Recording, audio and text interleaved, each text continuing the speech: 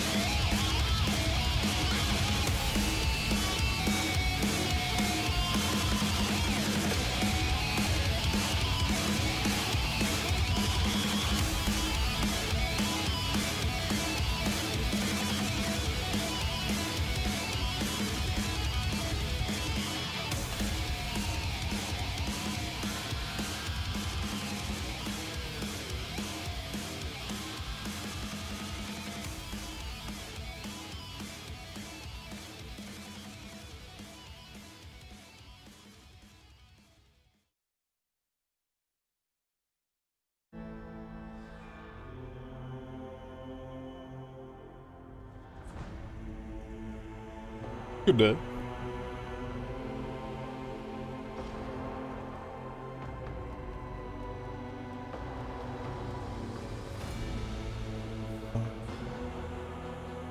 Man, the main theme of this game is so good.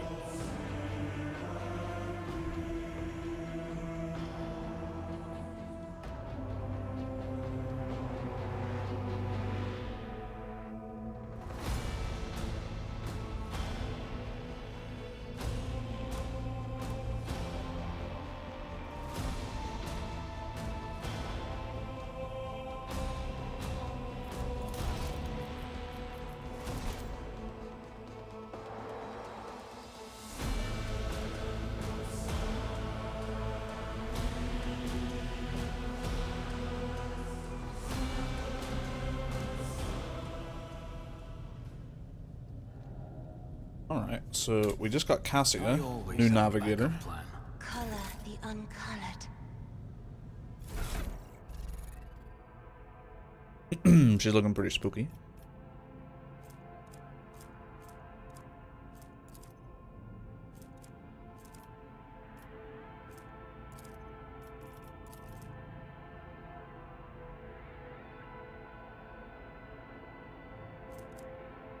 Oh, that has a strength requirement.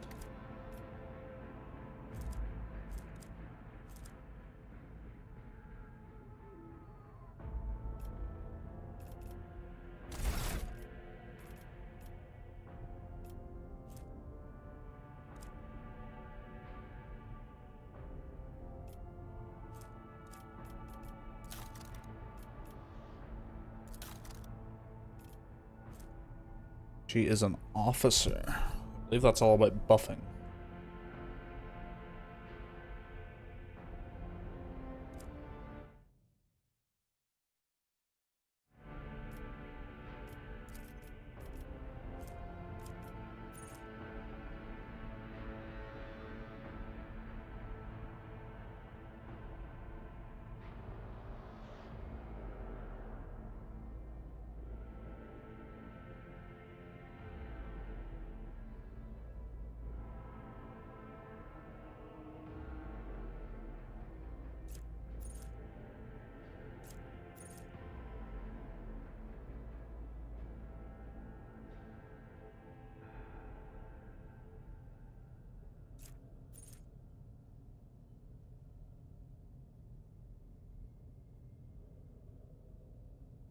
Well, that seems good.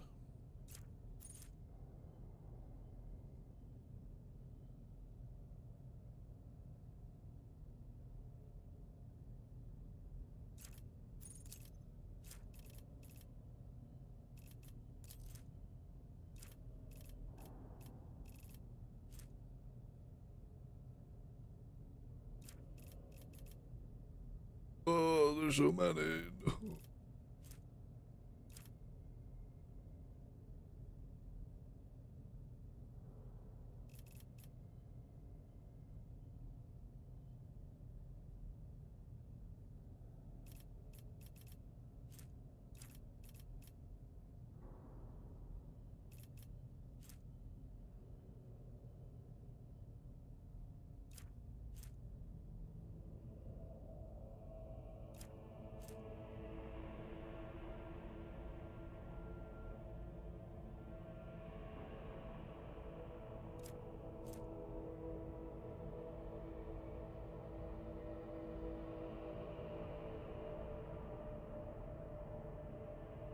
Huh.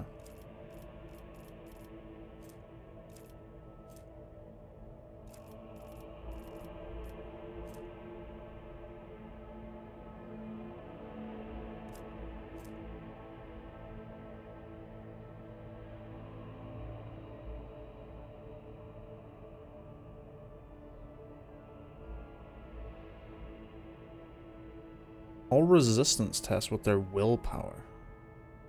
Sure.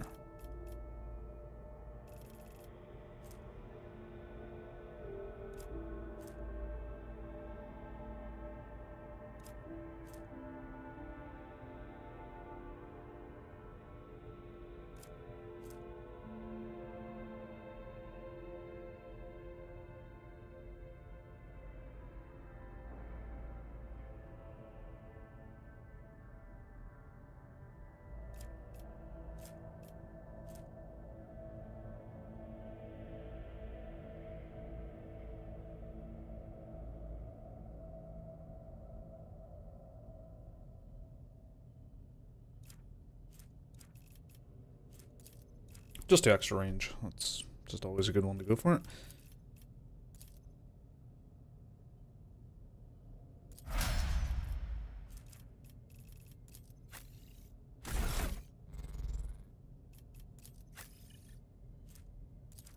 Why can't I use that? Oh, I don't have 35 strength. Not strong enough to use the revolver. But I am strong enough to use a sniper rifle.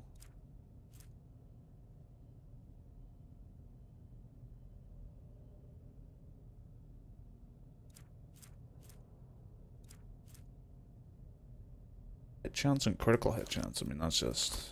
yeah.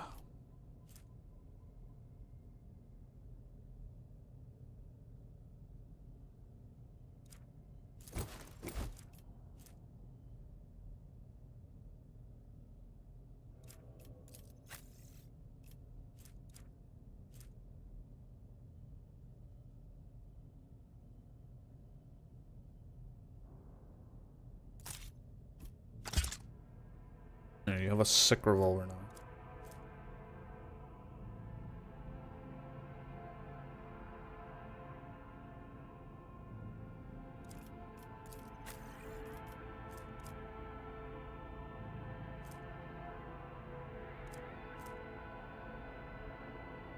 Navigator only staffs. Now that is interesting.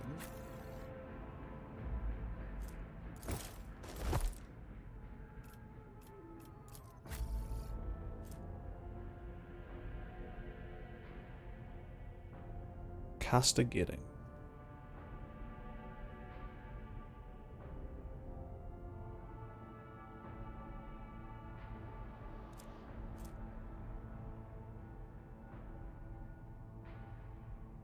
Allies targeted by the Navigator's powers gain a +5 bonus to all their characteristics until the end of the Navigator's next turn. Okay, so that's more about buffing and that's more about debuffing. Let's buff.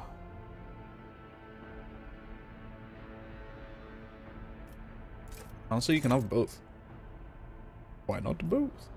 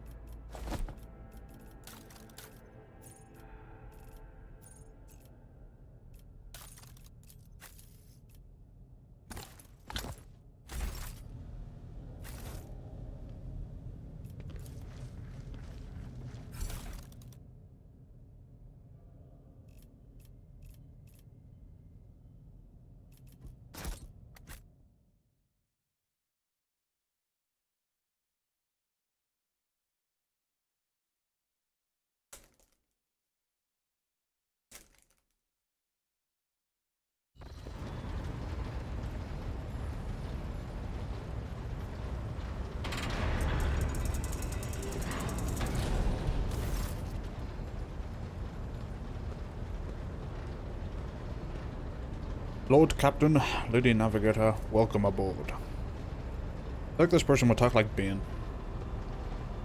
Ah, Lord Captain, Lady Navigator, welcome aboard. The Sanctum Navis has been prepared for the communal communion ritual. I don't know why I really wanted to say communion tribunal. But if the Lady Navigator wishes to rest in her quarters first. Your heart starts beating furiously, your breaths come short and choppy, and your fingertips tingle unpleasantly. You notice that Vigdis is shivering slightly and the crew are glancing around in puzzlement, searching for the source of the sudden wave of unease. Without even looking at the Voxmaster, Cassia waves her away. First, I wish to speak with the rogue trader. Leave us. Oh, of course. When you're ready for the ritual, please let me know.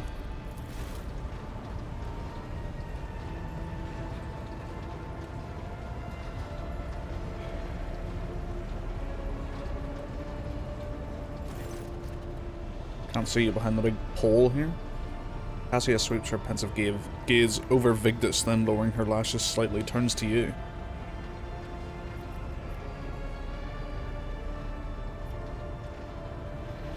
What do you wish to speak about? After a few seconds hesitation, Cassia lets out a small exhale and then raises her pointed chin. I've not yet thanked you for saving me in the station. My thoughts were clouded with so much mournful ash when Theobald's heart stopped, but you acted honourably and did not exploit me in my wretched position. For that I'm immeasurably grateful. I'm also deeply grateful that you saved my servants, especially my valet. Uwe served on the station for more than 5 years, much longer than any who preceded him. He knows how to properly attend to me during journeys through the Immaterium and what to serve me for breakfast. His presence envelops me in a cloak of amber. But now I am ready to go to the Sanctum Navis and perform the sacred rite. I require brushes, canvas, and the best paints you have on board, but no red. What's wrong with red?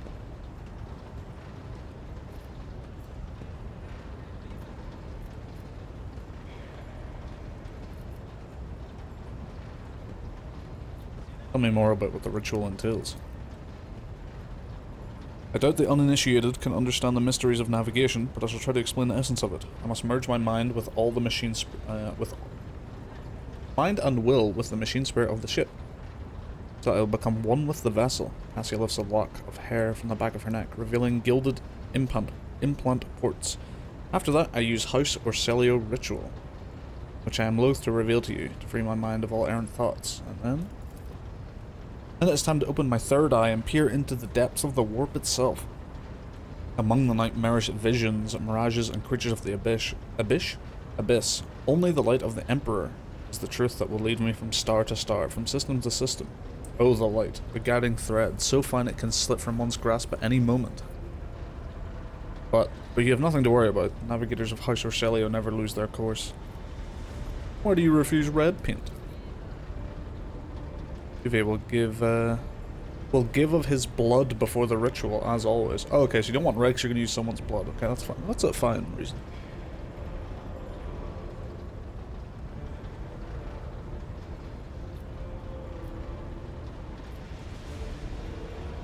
I shall ensure that all necessary supplies are delivered to the Sanctum Navis. I shall take my leave of you for the duration of the rite. I ask that you do not follow me, few can survive the gaze of my warp eye when it is open.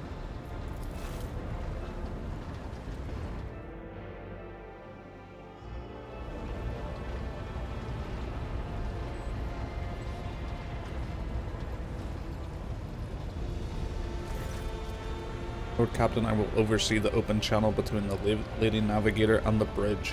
May the Emperor's light guide us all.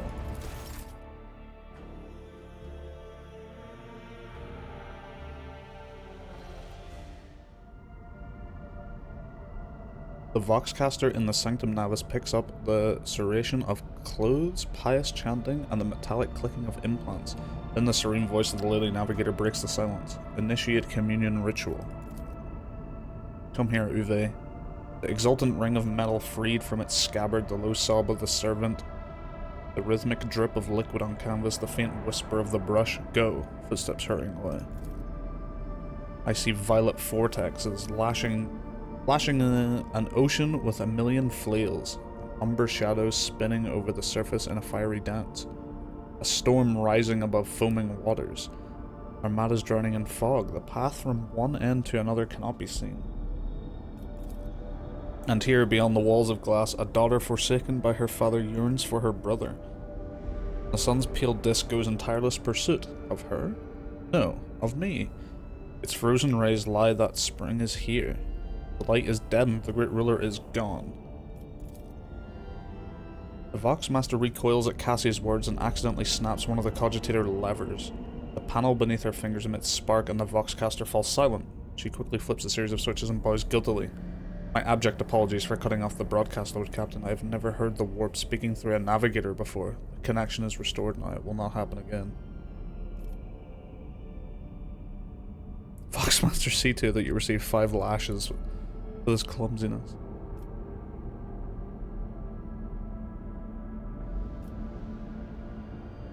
Yeah, leave her to it. She knows what she's doing. Soul-shredding screams drown out the Vox transmission. The servants in the Sanctum Navis are howling and shrieking like wild beasts, moaning in pain, their throats raw from the strain, and in sudden silence, the dull thud of dropping bodies proclaims their fate. It appears the servants were part of the Lady Navigator's rite, as it was for her predecessor. I will arrange for the bodies to be removed from the Sanctum Navis after the ritual, or what is left of them. Oh, I didn't know navigators had to fucking sacrifice people to get through the warp.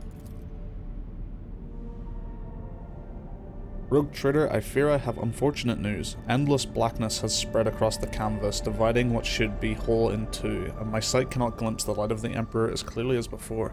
I cannot turn around. My brush only draws me onward. The way is blocked.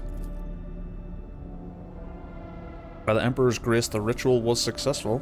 Your vessel's temperament presented a challenge. Its cold steel grip did not allow me to breathe freely even for a second. It was as if the depths of the ship housed not only machine spirits, but something other.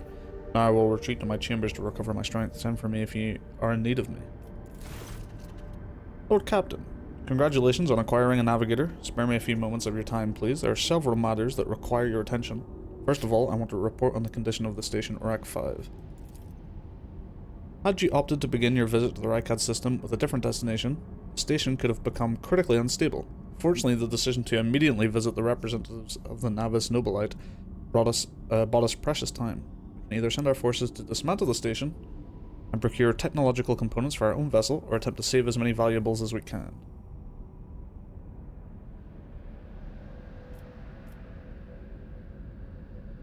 So money or potential upgrades, maybe? Gather components. I think we've got plenty of money, I think. I don't really know how money works in this game yet, but... As your command, Lord Captain. With your permission, I would also like to remind you that we are still looking for an Engine Seer Prime. Both the vessel and its machine spirits are in desperate need of oversight by an experienced tech priest. We're also missing some crew, and much more importantly, we have not located Heinrichs van Kalox, the right hand of the Lord Inquisitor. Now, we know for sure he was not on Urak 5, so keep in mind when making any future plans. Thank you, Vigdis. That will be all for now. As it pleases you, Lord Captain.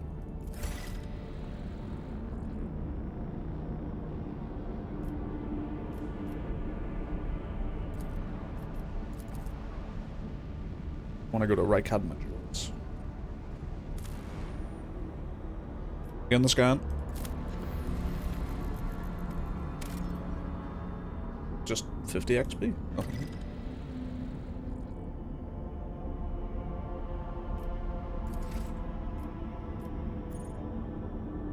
Visit Rykadia Filia, the prison planetoid.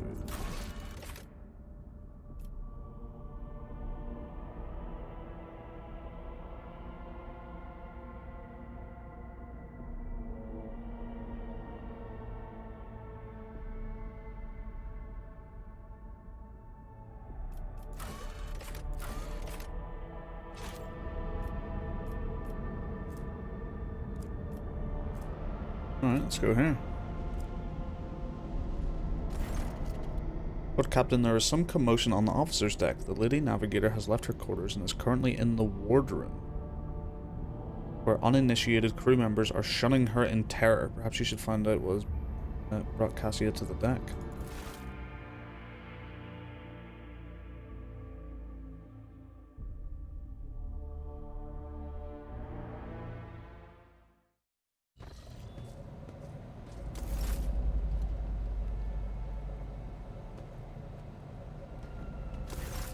Lord Captain, my apologies. I did not notice your entrance.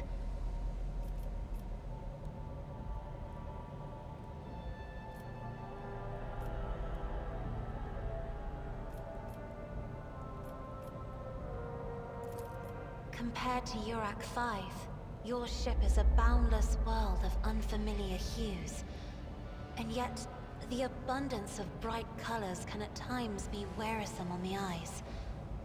The bridge and the decks are so clamorous. In my search for a place of quiet, I was fortunate to come upon this islet of serenity filled with rare tomes and practically devoid of color.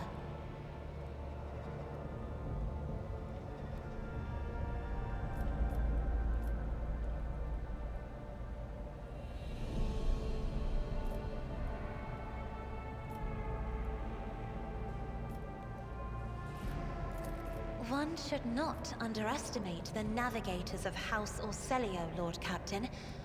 Like a shawl of pale smoke, a faint malaise hangs upon my shoulders, but it will not be the slightest hindrance to my duty to humanity, and my duty to you.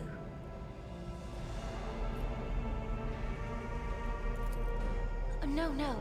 It is not that at all, Lord Captain. It is just that Uwe is quite capable of carrying out his duties by himself.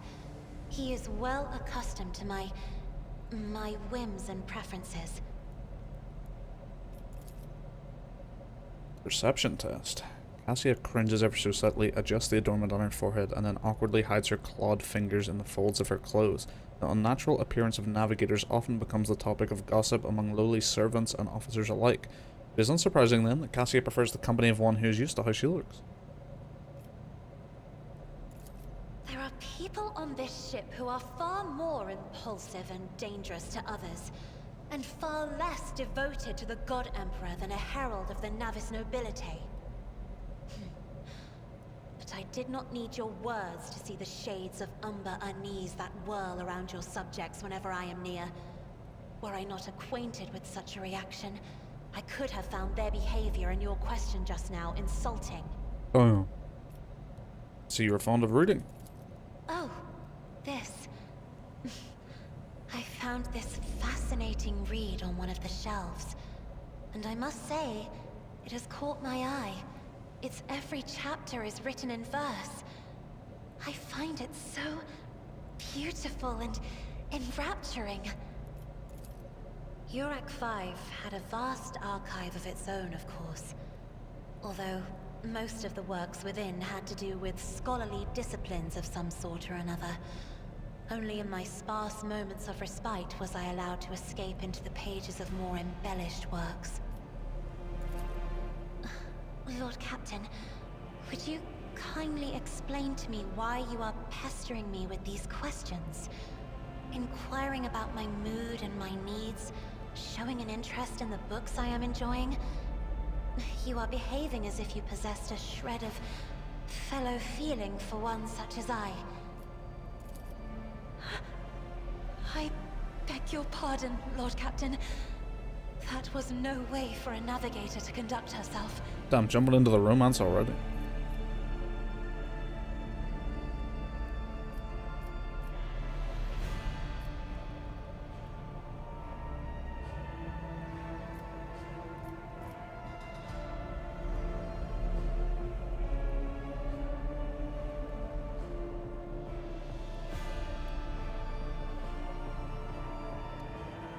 Romance with the hot human, the hot mutant woman?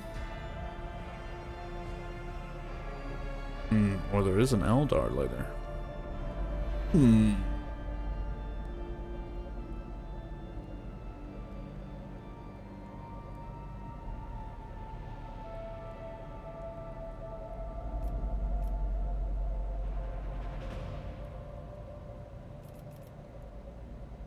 But freaky warp stuff. Lord Captain? So many colorful sparks are flaring to life and dimming all around you. It is a veritable ocean of emotions. There are so many of them that I can barely see the pure white sincerity of your words. Please forgive me. I cannot even understand myself right now. Your words and attention have reminded me of life on the station, of Theobald and Felek. I do not understand. They were merely the keepers of Urak 5.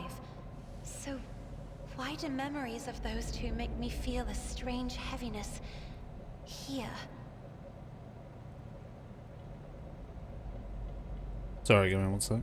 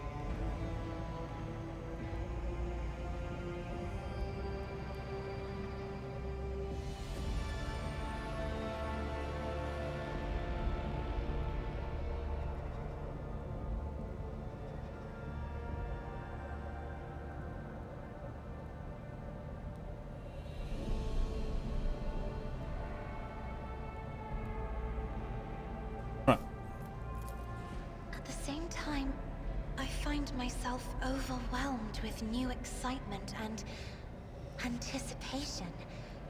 At last, I have set foot outside my familiar walls, and into a world that I have only seen before in the pages of books. Your ship alone is a treasure trove of remarkable artifacts and curiosities.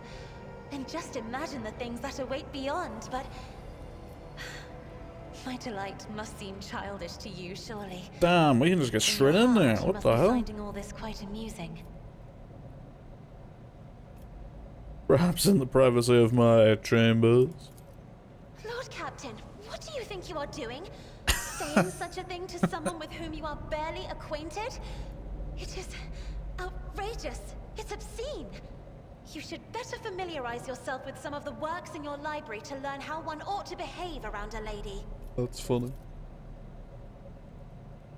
The game's just like, here, have the option. Go.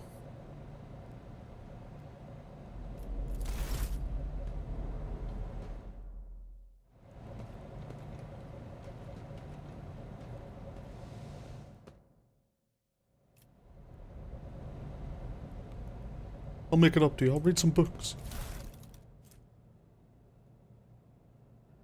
Oh, there it is, literally.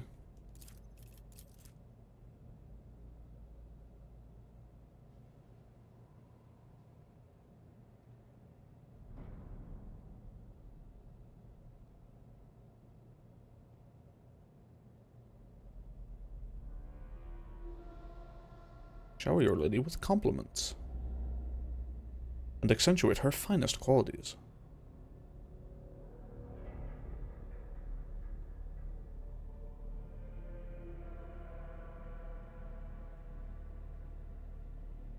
Should the lady drop her handkerchief, the deepest expression of sympathy for her would be to perform the following gesture. Pick up the handkerchief, wait a brief moment, and bring the handkerchief to your lips and touch it lightly before returning it to the lady. This noble gesture will assure the lady of the seriousness of your intentions.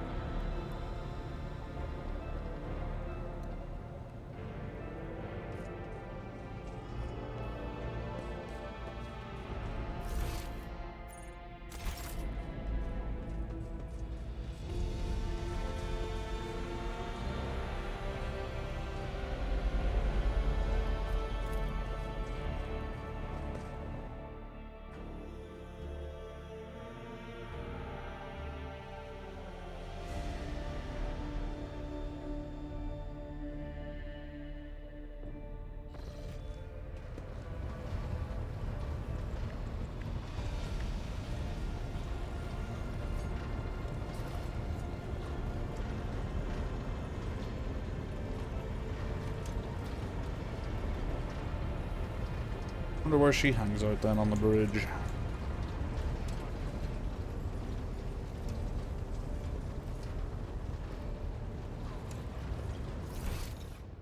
Huh.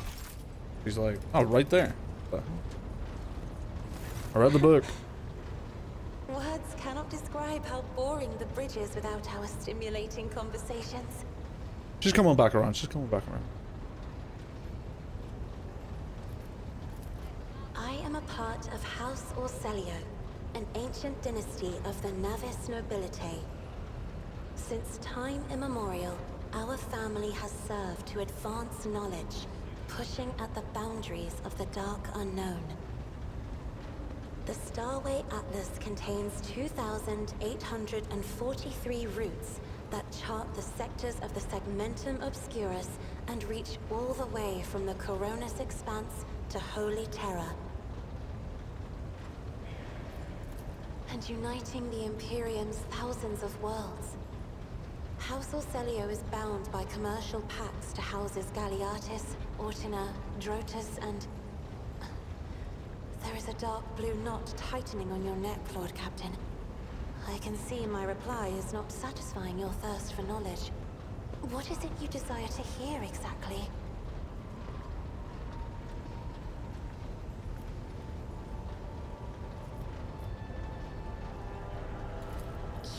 to know about me?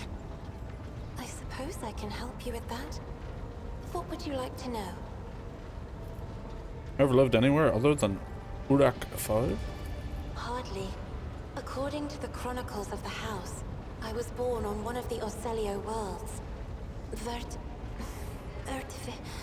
Oh, what was it? Please forgive me, Lord Captain. My childhood memories are too vague. Sometimes I dream about the colorful birds that built their nests in the garden, or the servants dressed in purple livery, or the blue fog that rolled over the lowlands behind the palace. But everything is covered in a rosy haze. Perhaps it is my imagination, not my memory, that is painting these pictures. My stay on the station was wholly dedicated to preparing me for my future duty. Astromancy, astrography, numerology, the histories of my house and the Imperium, as well as other disciplines. For many years, dozens of instructors tirelessly prepared me for my destiny. And once a year, Great Regent Alronto would come to the station. He would entrust his beautiful vessel to my command, so that I could master the practical aspects of our art as well. The Regent gave me a bird from a sunlit planet once. I tried to befriend it and make it sing, but for some reason, it refused, and died soon after. The instructors were too respectful of my duty to my house to waste precious time on idle chatter. Aside from them, there were only servants on the station, and you know they have their vocal cords removed, so they cannot break their vow of silence. And since the subject has been breached, Lord Captain, why do you not follow this honored tradition? Your decks are so garish. Apologies, I meant noisy. The rabble don't just chatter. Sometimes they shout and even sing. Why do you allow such a lack of restraint? Rogue traders are highborn, are they not? Just have the lower ranks stripped of their vocal cords.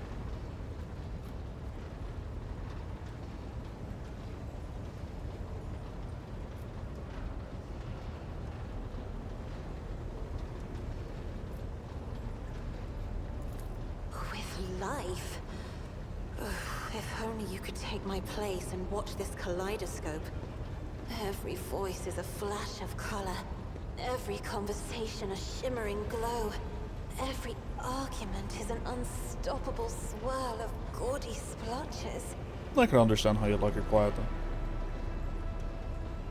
Your third eye, do you always conceal it? The Navigator's open eye is baneful to whoever the warp's ruinous shine falls upon, and therefore it is the symbol of our power.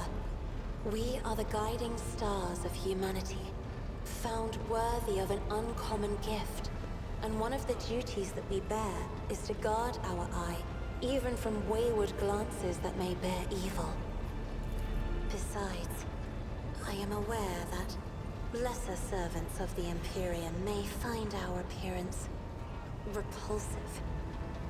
The Navigator gene twists the features the rabble are used to seeing, and the magnificence of our role cannot be grasped by their feeble minds.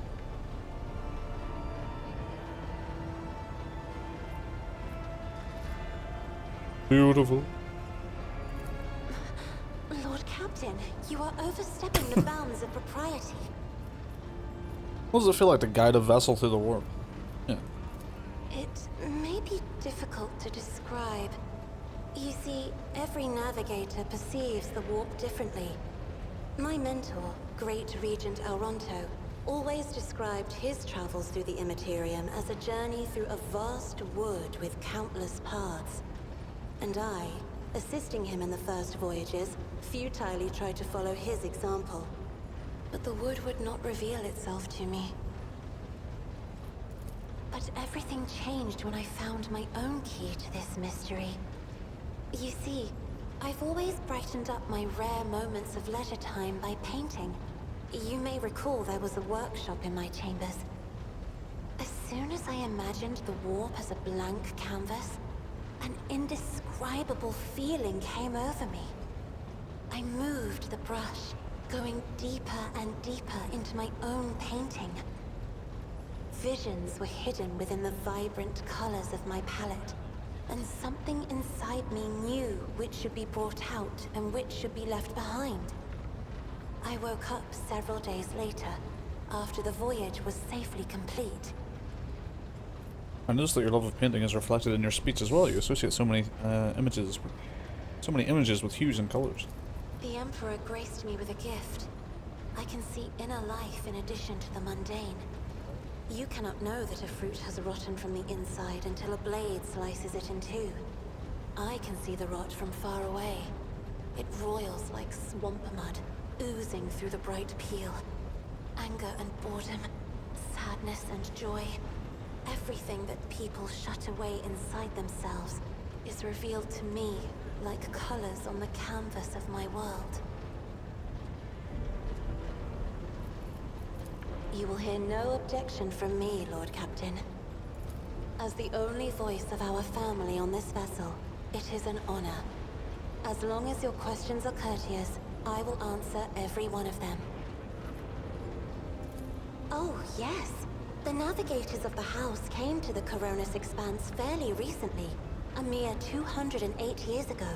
Before that, our ancestors expanded the borders of humankind's dominion for the glory of the Emperor, blazing trails to different corners of the galaxy. Just as a rogue trader stands at the head of a protectorate, a Novator heads a navigator house. It is the Novator who decides where to look for alliances and which path their bloodline is destined to tread. As for our house, the transfer of power to a successor is currently underway. In the meantime, Great Regent Auronto Orselio is ensuring the stability of the house. Lived in seclusion on a close station until Felix committed his sabotage. Then you must be the Novator's successor. So, says Regent Auronto. Nothing is decided yet. Some people in the house become enshrouded in rolling grey clouds at the thought of me becoming the Novator. But even more are bound with dull leaden chains. They think I am not ready for such a burden. By all means. What does your special sight reveal? Sister Argenta shines like a guiding star, inspiring resolve in those around her, seemingly inexplicably. However, I see a dark and ugly fog billow behind her, contrasting sharply with her shining light. It burdens the Sister of Battle. It drags her down. Yet Argenta herself is hardly aware of it. Seneschal Viserion is among the few whose colors are a pleasure to look at. Whenever the Seneschal speaks, heavenly crystal clarity spreads around him. And whenever he is angered, dark blue clouds condense over him. And in his rare moments of joy, a pure gleam of sunset pink caresses the souls of those near him. Out of your entire retinue, Lord Captain, he is the only one I would trust with my life. Oh. Idira's emotions are like a maelstrom, bright, unbridled, enveloping her form like a wondrous kaleidoscope of colors. And as dangerous as a twisting warp storm. The riot of colors hides the truth from my eyes. What exactly is driving this woman? Is it her own will, or is it the Immaterium, Lord Captain? Yes, let's discuss us. Right here? Are you sure? Oh, we just have a relationship apparently. Of course. But I have enjoyed your company. Thank you for the conversation. We talk to Argenta and be like, what do you think about another, like, psychery person?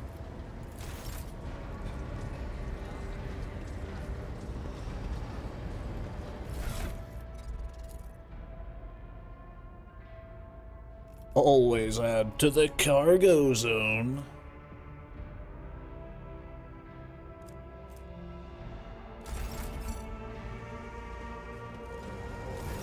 Captain.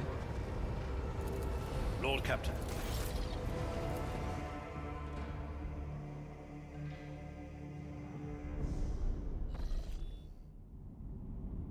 Cool. We were heading here, yes?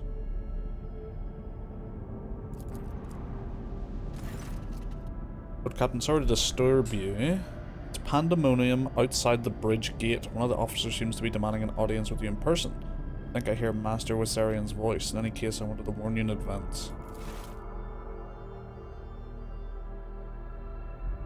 Never a dull moment. It's a rogue trader, I tell you.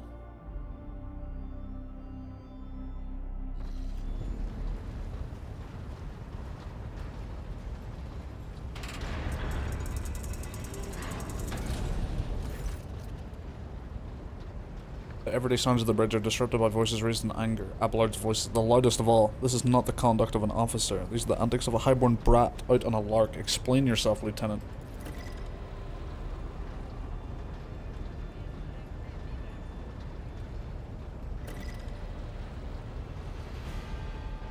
The young woman standing before Abelard strives with all her might.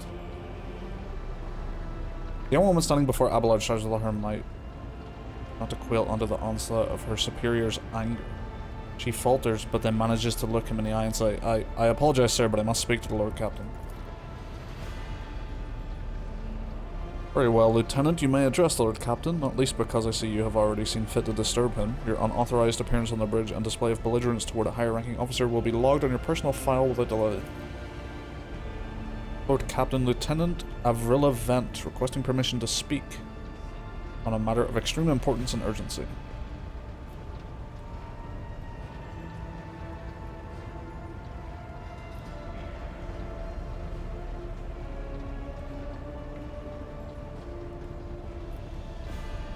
You may speak, but I want to hear a report, not a shouting match. Having two officers bickering in full view of my bridge is unacceptable. I am sorry, Lord Captain. I thought the drastic times called for drastic measures. This matter cannot wait. Any minute now, an assault unit will be dispatched to the lower decks on orders to crush the workers' strike by any means necessary. But I am convinced that this step is unwarranted, that the crisis itself was provoked by the actions of one of the senior officers. Vent is almost trembling with tension as she delivers her speech, her face extremely pale. Abelard, in no hurry to intervene, lets out a skeptical huff. Lord Captain, I urge you to investigate the actions of Seneschal Viserion and to intervene in what's happening on the lower decks, because very soon we will have a mutiny or a massacre on our hands. Vent reels off the last words as though she knows them by heart. She has clearly been preparing to say them to you for some time. When she has finished, she casts an anxious glance at Abelard, then at you.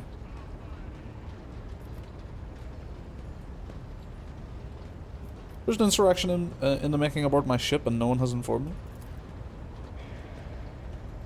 I would not deem it a problem worthy of the rogue trader's attention. The lower deck, as it so happens, are in revolt. 30-some years ago, we had a revolutionary leader rise up who dared to establish workers' rule across the entire ship. It took a month to restore order, but even 8 years later, we are still battling rumors that the hero had survived his execution and was on the verge of gathering people to fight against tyranny once more. Needless to say, the rumors were baseless. As for the current situation, we have sufficient enforcers to deal with it. And it's insane that, like, just the ship has so many people on it that, like, 30 years ago, there was a workers' revolt, and the fucking, like, rumors of that are still going on board this ship. Because likely everyone who was to do with that is still just here. Apart from the ones that died. But on this ship, the word of the Lord Captain carries more weight than a salvo from 100 bolters. I'm sure that if the rogue trader addresses the malcontents directly, he will quell the unrest. I dread to think what problem you will disturb the rogue trader with next. Perhaps you'll ask the Lord Captain to break up brawls in the mess room. I've already given you the means to resolve this problem. You simply need to use them.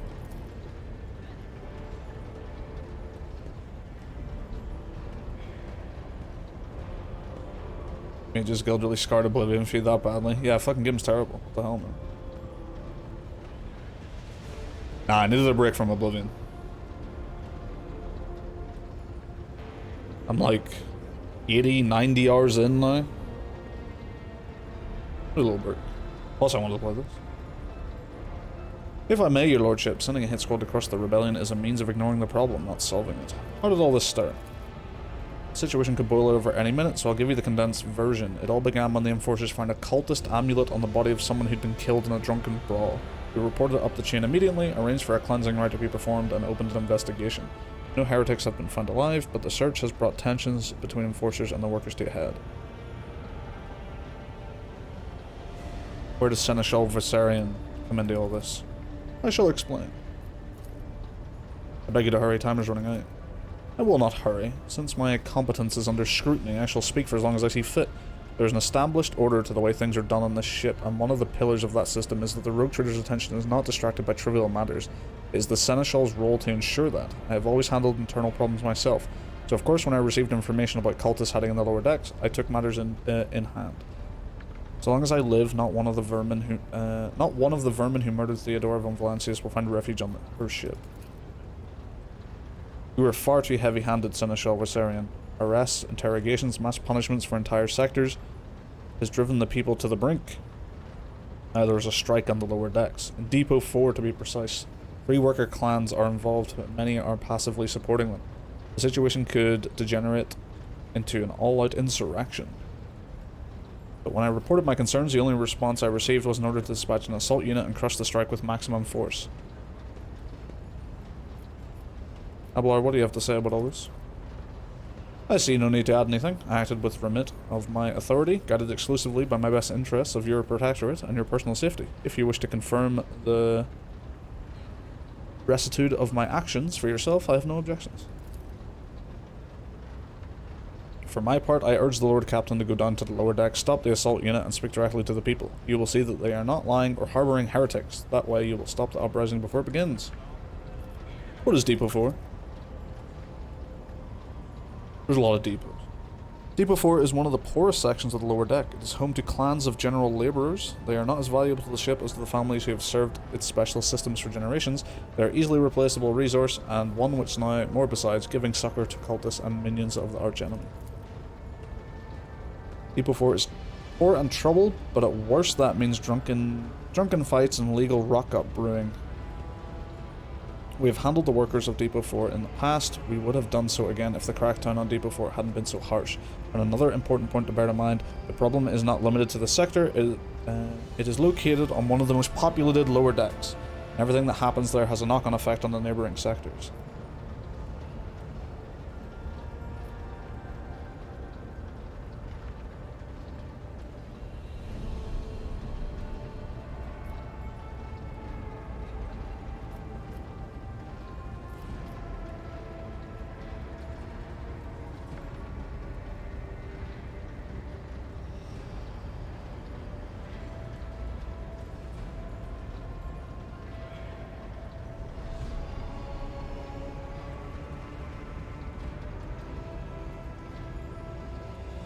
Yo, what's up? Hello, hello. Nice to see that the YouTube chat is working with the on-screen chat and everything. Lovely stuff.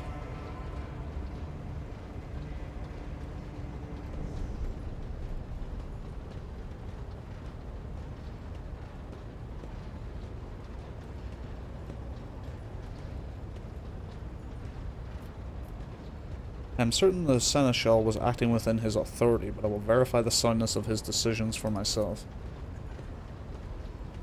Throne preserve you, Lord Captain. Thank you for your support. An enterprise bordering on the sophomoric, but please yourself, Lord Captain. However, I categorically insist that I escort you.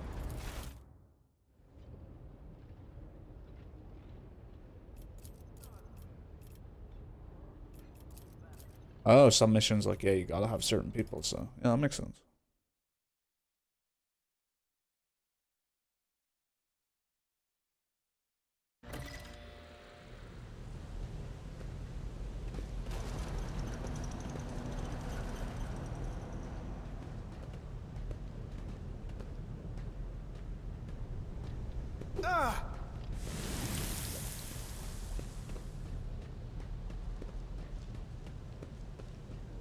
I just got fucking owned. Abelard reflexively wipes the sweat from his brow in a startlingly human gesture and a telling one, a rare moment where he allows his age and wariness to show through his armor like veneer of assurance. The lower decks were a source of endless problems. Sometimes I dearly regret that we cannot replace all the locals with servitors. Did you hear? They were shouting your name. Of course they were. The organization of daily routine life on the ship rests upon my shoulders, the mountain of challenges and problems from which I endeavour to insulate you, Lord Captain. The situation on the lower decks has been a cause for concern, and I have intervened personally on more than one occasion. That must be why they remember me. They do not know your face. To them, you are akin to a creature of legend, one who has stood on the steps of the Golden Throne, no less, whereas I am the man whose name is attached to every order docking rations or lowering a bay's heating. Let's keep moving. We need to get to the bottom of this. Something resembling a nest made out of thermal insulation material. This must be where the workers sleep between shifts. I always keep my options open. Look no further.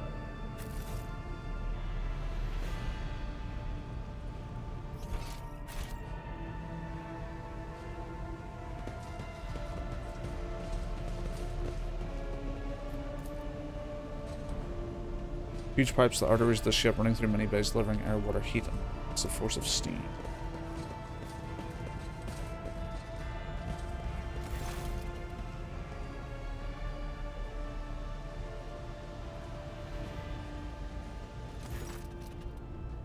The sounds of a heated discussion reverberate through the ship's bays. Lieutenant Avril Avent of the ship's enforcers is barring the path of a heavily built assault unit officer, and judging by their expressions and tone, the standoff has dragged on for some time already and has now reached a boiling point.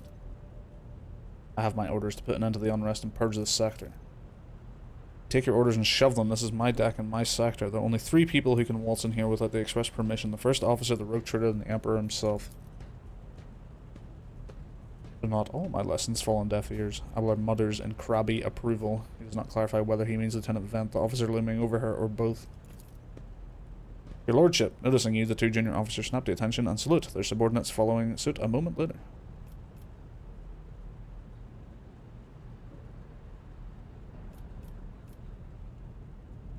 What's the situation?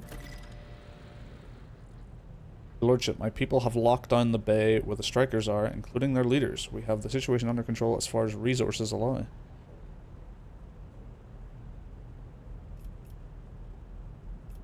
I want to speak to the strikers. Abelard's mouth twists, but he restrains himself and says nothing. Right you are, Lord Captain. I'm going to wish you good luck.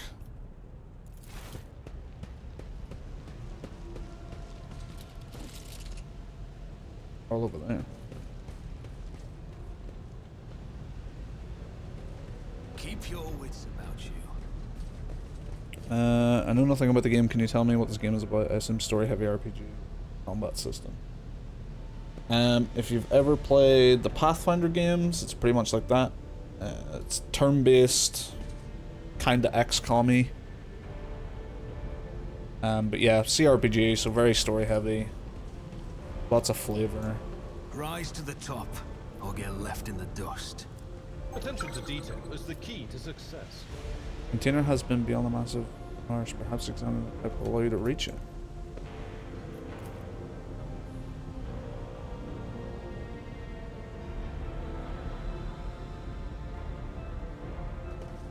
How do I examine the pipe?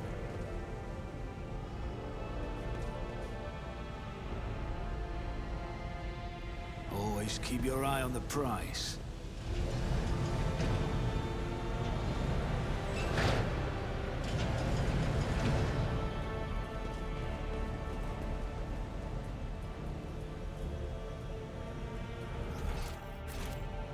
Is there money to be made? Yo, some goods? Looting on my own ship?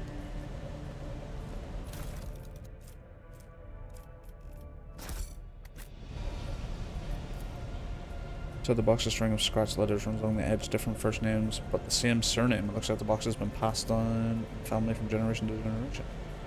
I always have a backup plan. A lot of valves to interact with, and it's kind of got me worried here.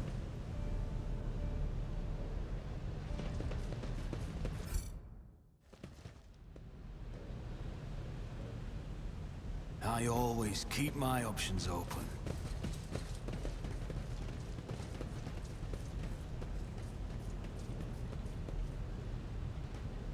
Yeah, I mean the game is very similar to the Pathfinder games, just because obviously same development team and all that. But the combat, or like the way all the systems work, is a lot simpler compared to Pathfinder.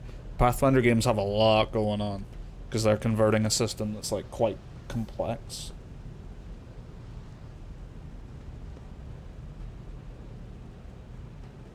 Whereas this isn't that complicated by comparison anyway. Like there's still like depth to it, definitely still like good bit of depth. And then if you like Warhammer, it's just great flavor. It's just one of the main reasons I'm playing it.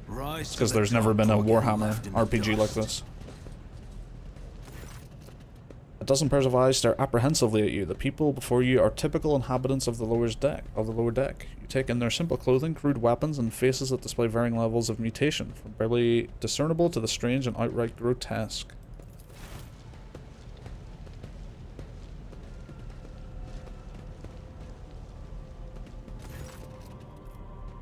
Rivet. A whisper passes through the crowd, and you detect a mixture of fear, astonishment, and joy in their reactions. Finally, 3 people break away from the crowd. An elderly woman and 2 men. They must be the leaders. They bow clumsily before you. Little Lord Captain, you've come down to us. Tell me what is troubling you. Why are you striking? So striking? That's news to us, your lordship, says a tall, thin man in worker's garb. All we're doing is asking questions, saying what we think.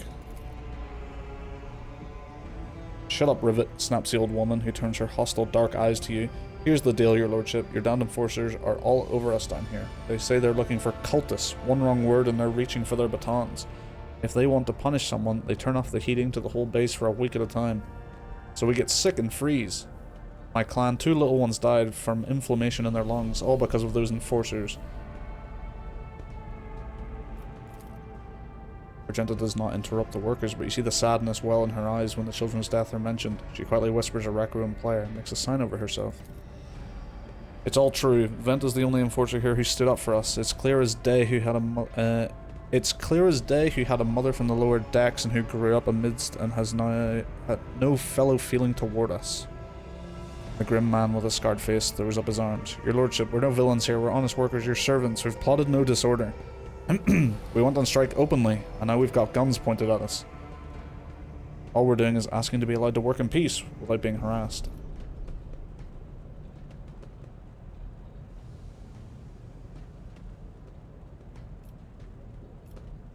The persecution started apropos of nothing, you say. I was told that one of you was found in possession of a cultist amulet, and that there were heretics hiding here. A cultist amulet? What's that? The gewgaw they found on the dead drunkard? If it was something evil or forbidden, we sure didn't know. The enforcers just said they were looking for some heretics among us, and anyone obstructing their investigation would be punished. How could there be heretics here? We know our own people. There have been no new faces around. Definitely not, and if there were, we'd be the first to report them. And as for the amulet, or whatever it is, they took it off a dead body. There are no cultists still breathing in our sector, that's for sure. But when that fight broke out, some enterprising folks looted the bodies, the boots they came back with. Nobody's ever treated these decks and boots so fine.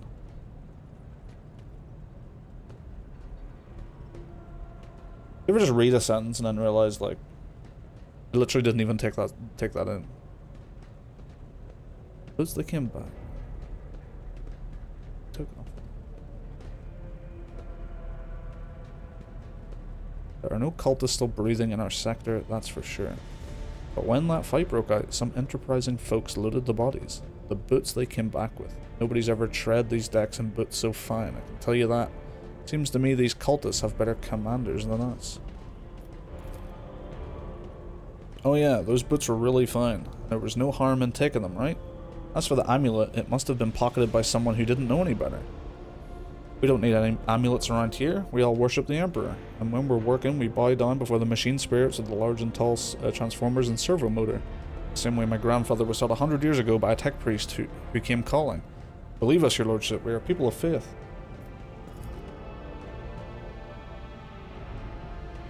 Naive children, weren't you taught from an early age the dangers of the arch enemy's creations? Weren't you warned that an unfamiliar object could be one of them? We were told, Holy Sister, but it was long ago. The last time we saw a confessor in our sector, it was just after I'd had my 3rd little one. That is regrettable, but you cannot lay the burden of leading a righteous life on the shoulders of the Holy Fathers. Who will you blame when beasts crawl out of these amulets you stole from the heretics? The Holy Father who was not there, or the scavenger who brought evil down upon himself and his neighbours? Abelard, do you have anything to add? I authorized the use of all necessary measures to locate Chaos worshippers hiding in the sector. Specific steps taken by the officers were not reported to me. Abelard frowns, clearly disgruntled at having to explain himself in the workers' presence. Nevertheless, I am certain that their actions were justified. Cultists are no drunken stevedores? They are the enemy and a threat to the ship. Neutralizing them demands decisive action. We were attacked on the way here. How do you explain that? Here's an explanation for you. The people have been pushed to their limit and now they're lashing out. As if we don't know why these top deck units are being sent down here. Like the one there that the lieutenant won't let past. Our clans are all inside that bay that's been sealed off, but the lower decks are big. I'm sure there are some people who have just about had enough. We're getting it all from all sides. The soldiers have encircled the ones who have risen up. A death squad has just arrived. It's no wonder folks are lashing out. Their words seem sincere to you. Their body language and their glances traded between them reveal that the news of the attack has shocked them.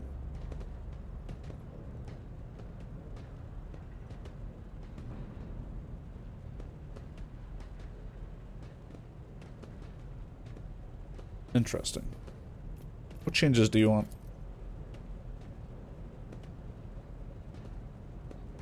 Would you look at this? The exalted Lord Captain himself is asking bilge rats what we want. Well, here's what. We want you to rein in your damned enforcers. Quit turning off the heat and stop battering everything that moves. No, that's not it. We want the enforcers gone from here, and we want to be armed. Give us arms and we'll govern ourselves. We'll defend ourselves if these cultists do show their faces. I've been leader of my clan for 20 years now. Getting rid of these club-wielding thugs can only improve things around here. You've gone too far, old man. They'll never let the maggots in the lower decks live without the enforcers breathing down their necks. They probably even insist on enforcers on the upper decks too. As for weapons, what do we need them for? Before the day's out, we'll have someone shooting their neighbour out of stupidity or drunkenness. We don't need that. If the enforcers stop hassling us, that'll be enough. In return, we'll find the scavengers who robbed the cultist bodies. We'll talk to them, one lower deck to another. If there are any more of those damned amulets about, we'll hand them over to the enforcers ourselves. You speak for yourself and your clan, I'll speak for me and mine. I don't want empty gestures, I want real change. They'll promise us the world now, but as soon as the anointed one turns his back, these brutes will be on us even harder than before, all because we dared to speak out.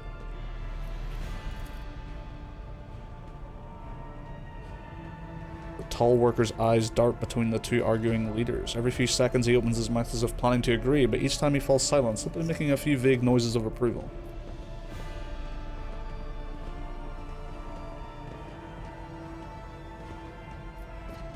Spreading anarchy on the ship is the first step toward embracing chaos. Putting weapons into untrained hands would be even worse. What's more, the enforcers are needed to maintain oversight and order.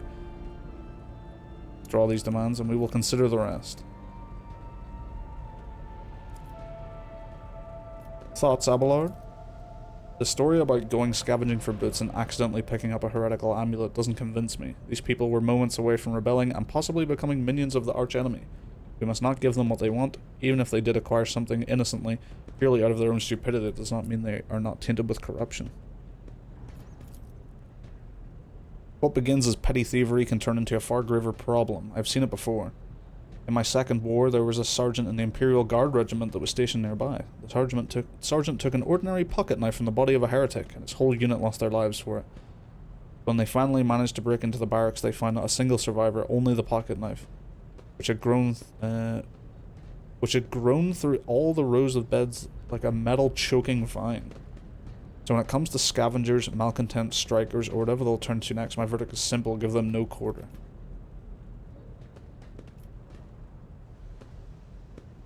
Yeah, I really want the coercion here to work. Because giving everyone guns down here doesn't seem like the best idea. Considering this ship already has a history of chaos incursion. Like, not that long ago. Let's hope we hit this. So it should be, I have an 80% chance to hit this.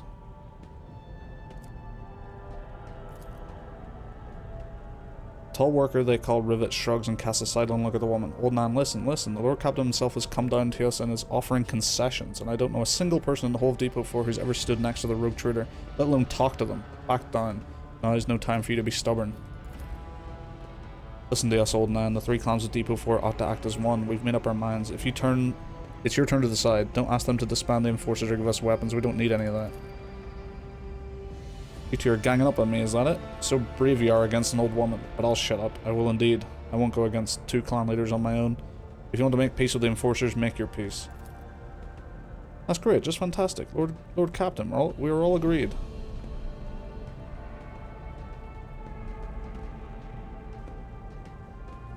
Just at the end. You failed to convince me. Everyone die. And it's decided the persecution will stop, and I expect you to assist in locating any remaining amulets or weapons left by the cultists. Your lordship, thank you. You have not abandoned us lower deckers. You came yourself and settled everything. I'll tell my grandchildren about this. Of course, your lordship. We'll root out any nasty business faster than the enforcers, and we'll leave no stone unturned.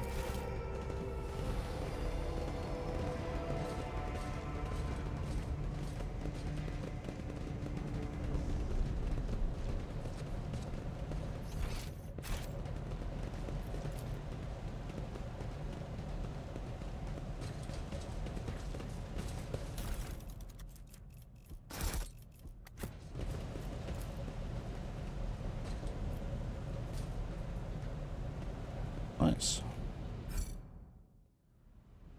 Always keep your eye on the prize.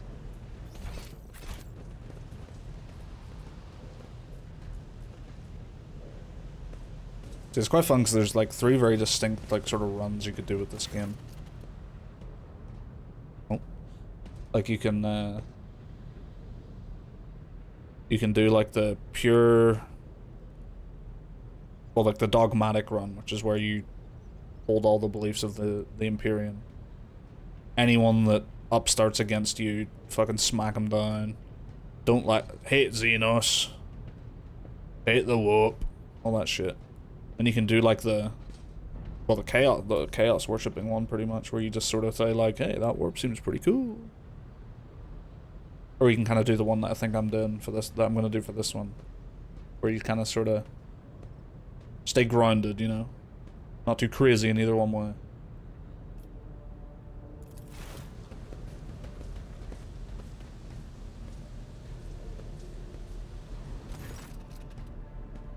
Abalord looks at you, and his last vestiges of restraint vanish. Well, are you pleased with your investigation, Lord Captain?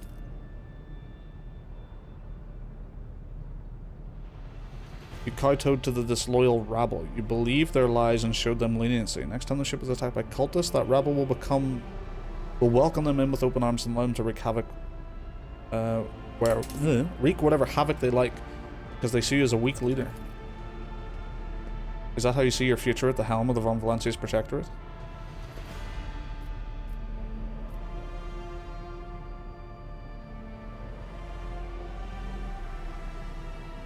Let's talk about your role in all this instead. You allowed this revolt to happen. Your actions practically guaranteed it would.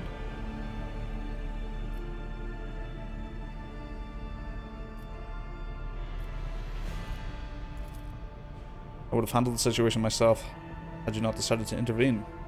Remember, Lord Captain Theodora, do you think she ever set one slippered foot on the lower decks? No, she did not. Such matters were left to myself and the junior officers, while she dedicated herself to the grand designs of the Protectorate, as any true strategist and rogue trader ought.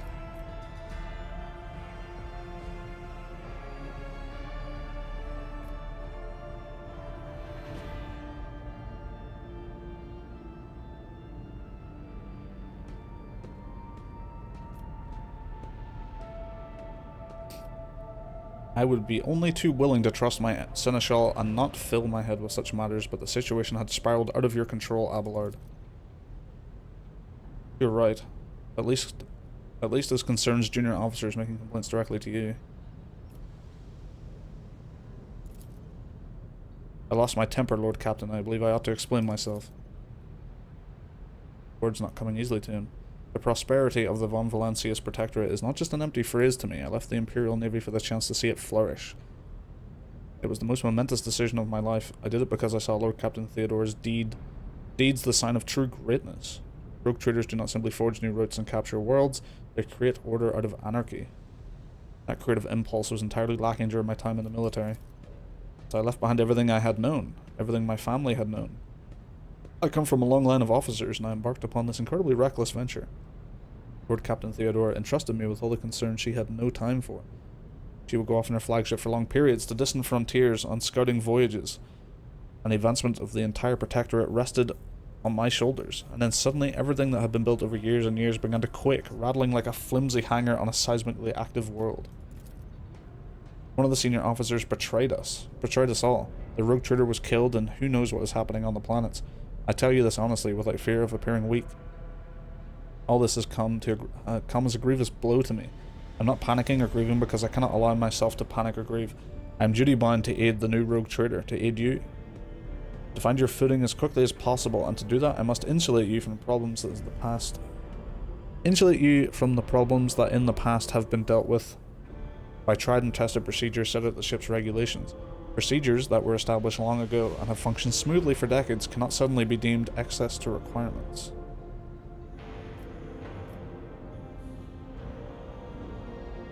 Theodora trusted in established procedures, and she died. I won't make the same mistake. If you want to keep building the future of the Von Valancius Protectorate with me, stop living in the past. I understand, but you need to learn how to respect me as your Lord Captain and Rogue Trader. Accept it and start living in the new world, a world where Theodora is gone and where you and I have new decisions to make.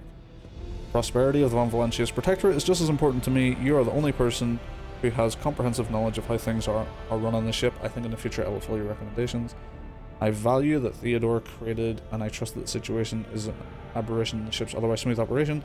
Since the established procedures are working, I see no reason to change them. I have seen plenty of sentiment and hand-wringing in recent days, but very little competence. I have no plans to rely on your judgment or tried and tested procedures in the future.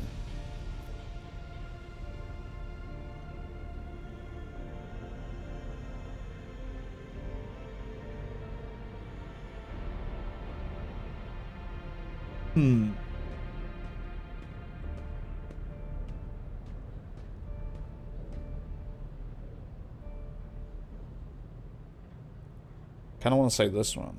So I like the second half of it where it's like, we're living in a new world, she's gone, we got new decisions to make. First bit kind of sounds like I'm being like, shut the fuck up, dumbass.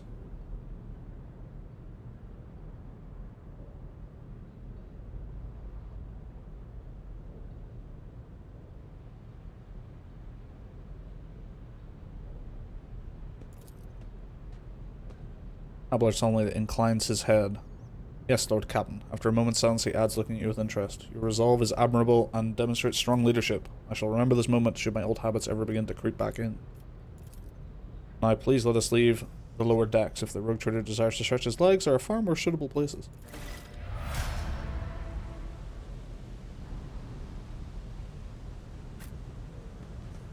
Ooh, a little level up? We'll do that back at the bridge, so we can level up everyone there.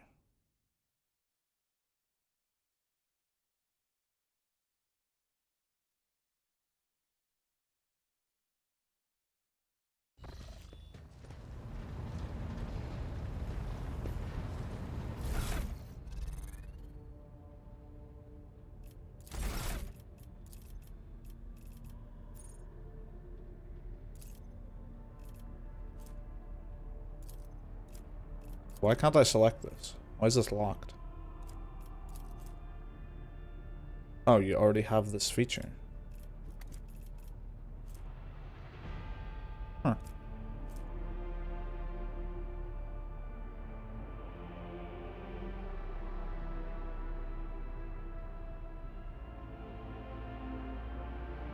Initiative would be good. I mean,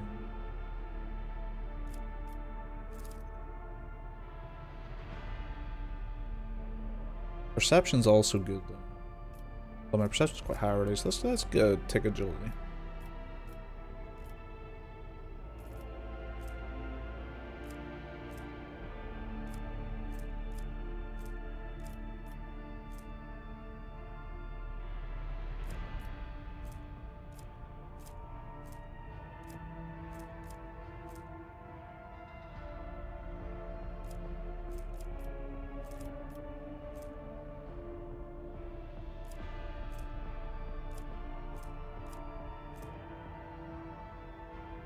It's all cool stuff.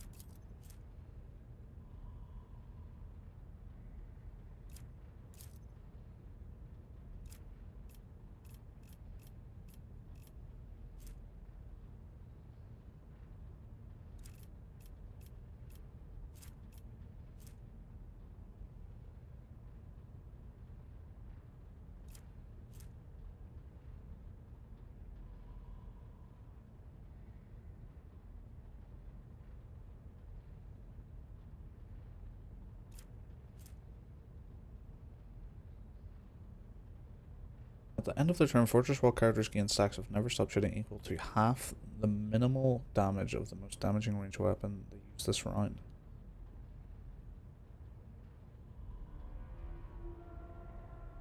That's pretty good with the sniper.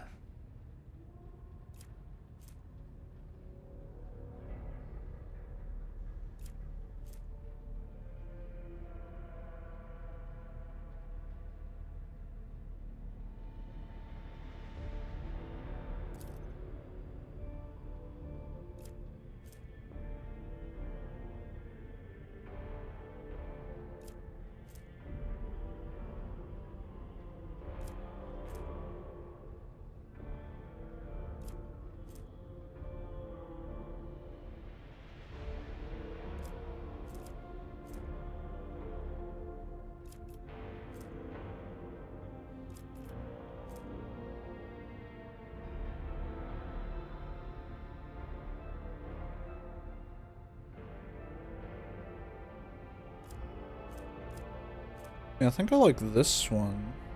At the end of their turn, Fortress Roll characters gain stacks of Never Stop Shooting equal to half the minimal damage of the most damaging ranged attack they use this round. It says use, not even hit, so...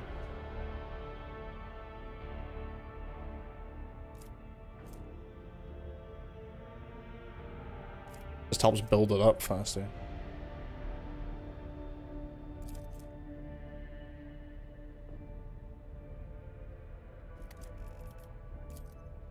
Yeah.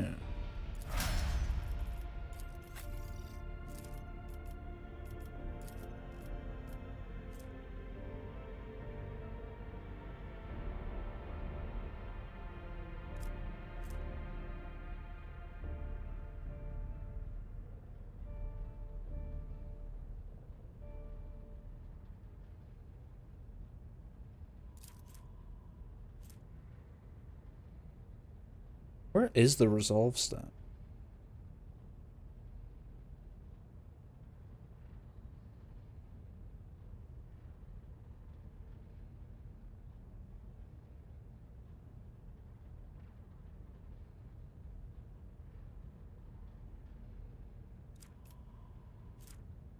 Ah, there it is. Yeah. That would just help us, like, get to the heroic axe and shit faster.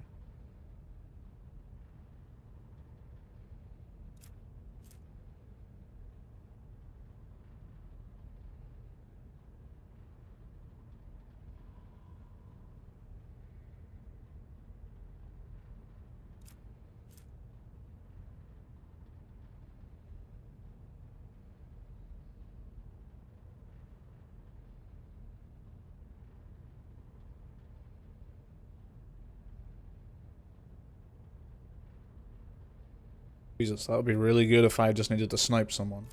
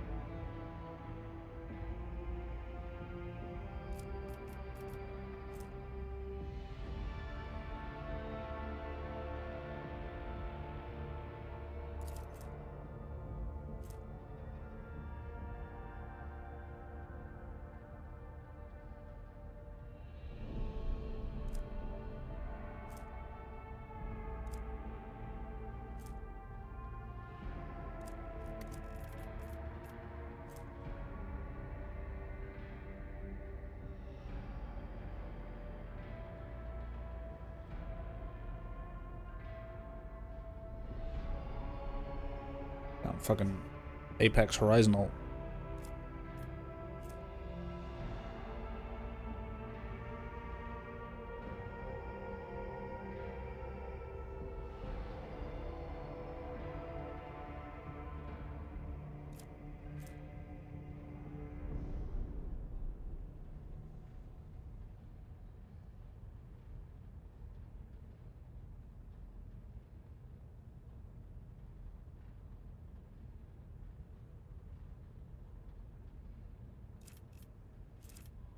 Some cool stuff in here.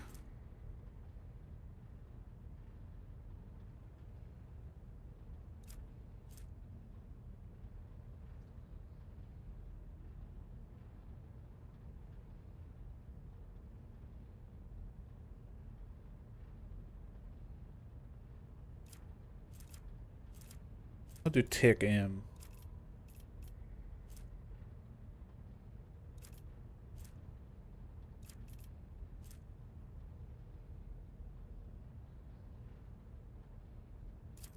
This is a willpower resistance test.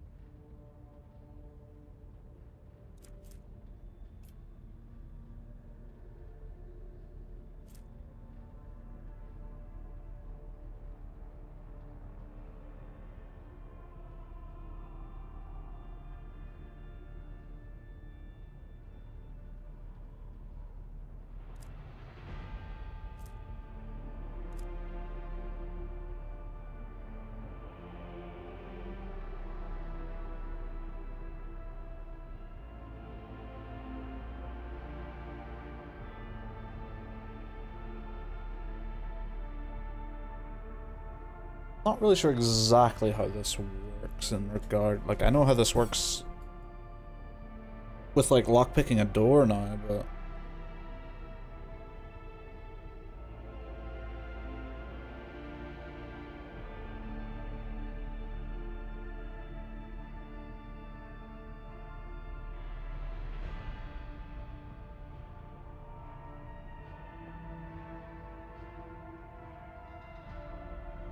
So does it take their willpower and my willpower and, like, minus it or something?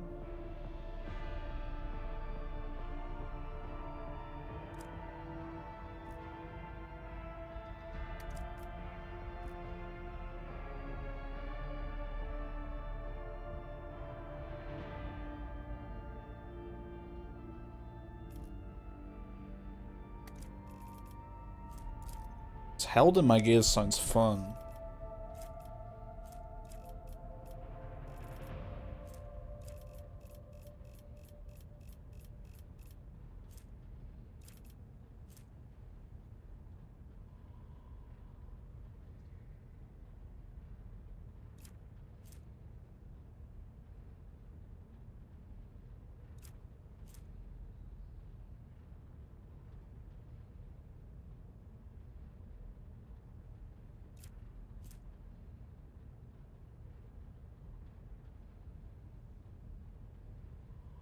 Every enemy the Navigator has in their line of sight has its dodge and hit chance reduced by 2 times the Navigator's perception bonus.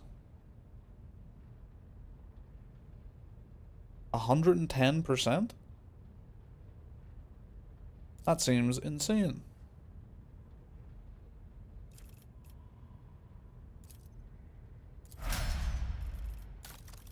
Also, I'd love to know where she's getting a lot of her stuff from. Like, why can she get these, but Idira doesn't? Like, to these, like, held in my gaze and shit like that. Is it because she's a sanction psyker?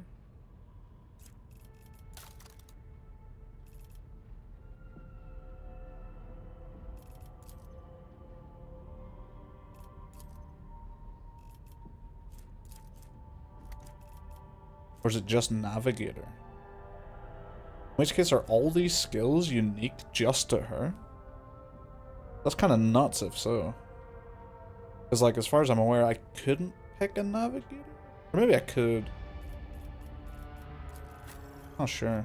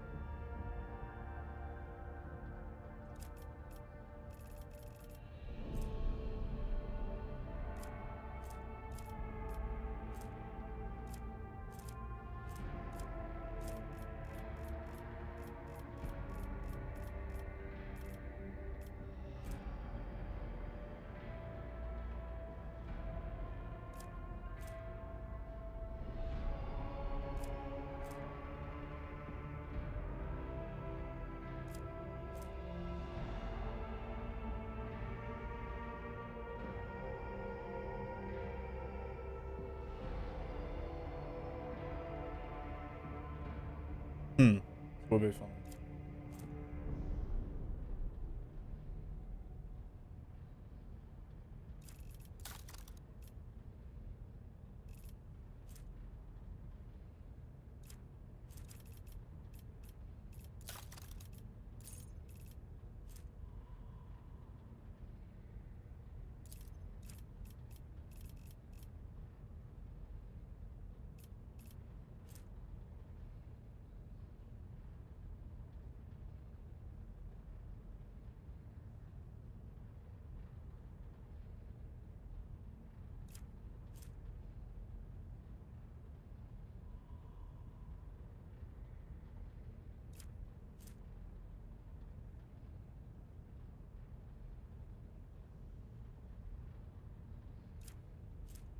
The Emperor protects.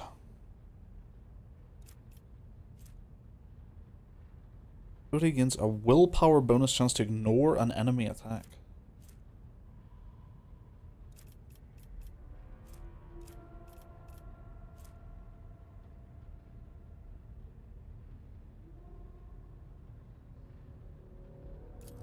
Yeah, let's make her good against demons and shit.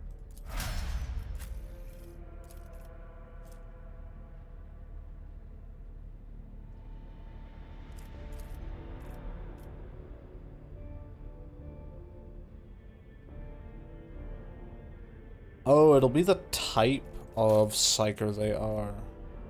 So she's a divination.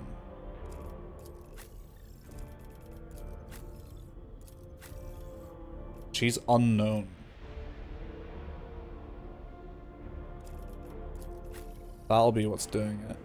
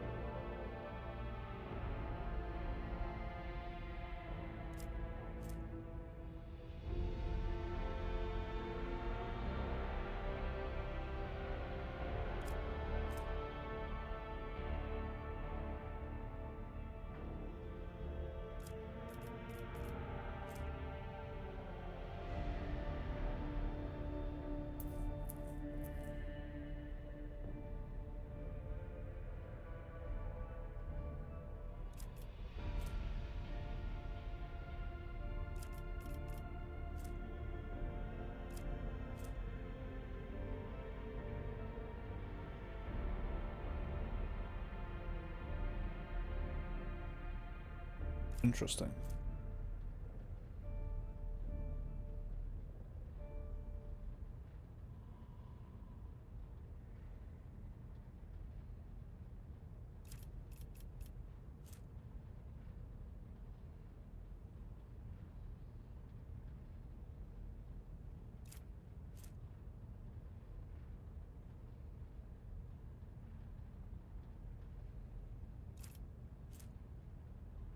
Oh, you can actually take some of them.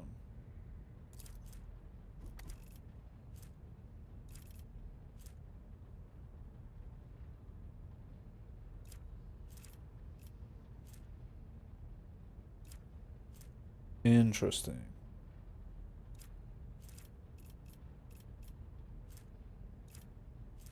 I like this one, blinding. Actually, yeah.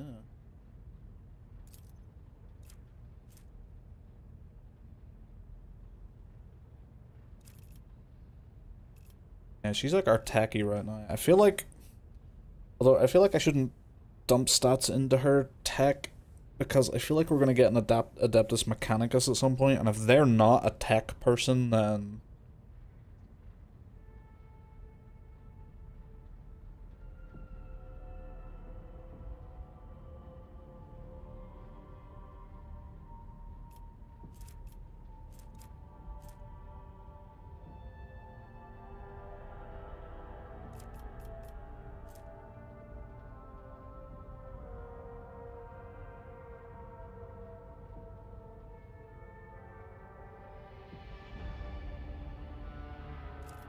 fuck it, she can have it for now.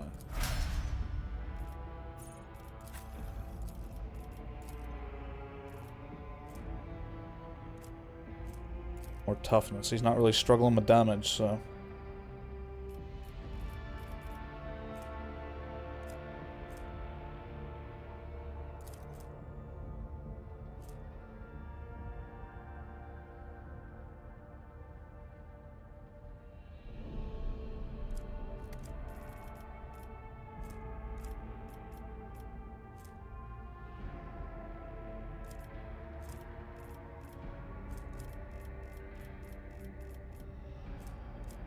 Down at the bottom seems to be like archetype specific talents.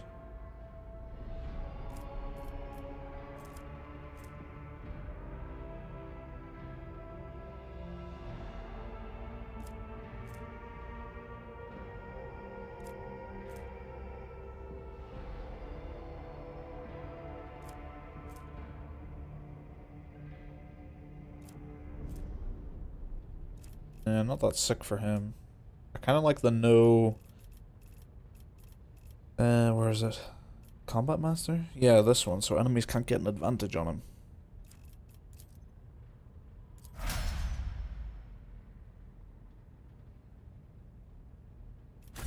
Cool.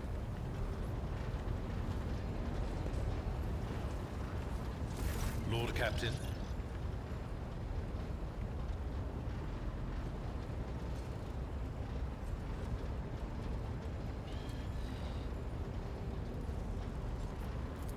Lord Captain.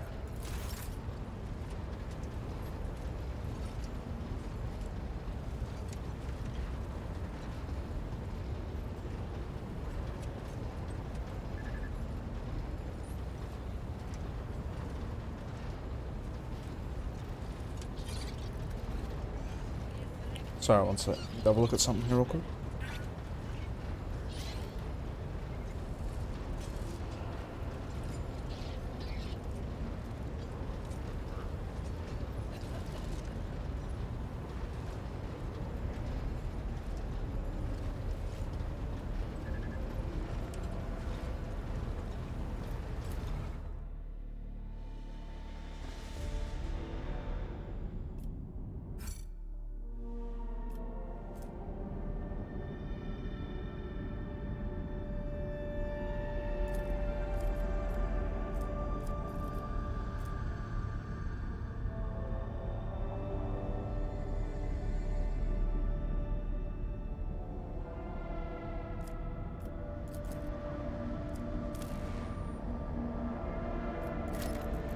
Scanning.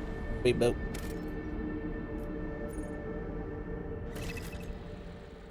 Mars Expanse is a vast region of space where you will travel between different star systems. In each system, unique events can occur. By steering your flagship toward them, you can explore planets, study anomalies, and interact with other ships. To switch to the map of the entire Cronus Expanse, click the button in the bottom right corner of the screen.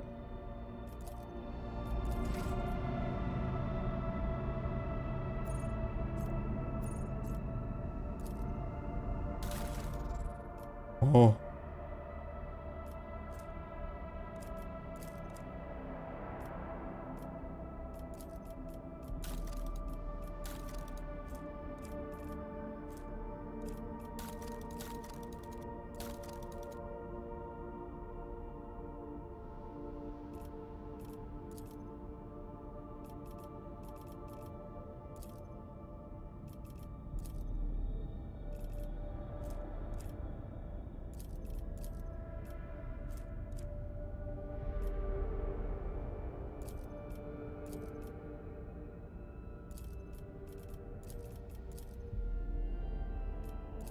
I'm gonna wait till the game tells me about that.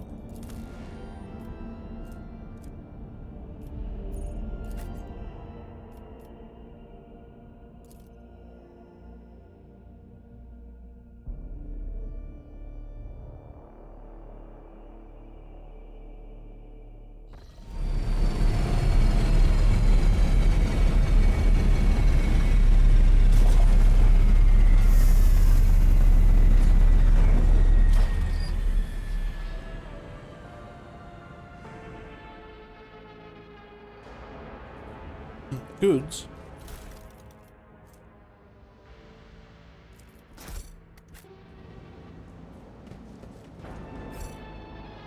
I always have a backup plan. Pilot Raquel. This is intriguing.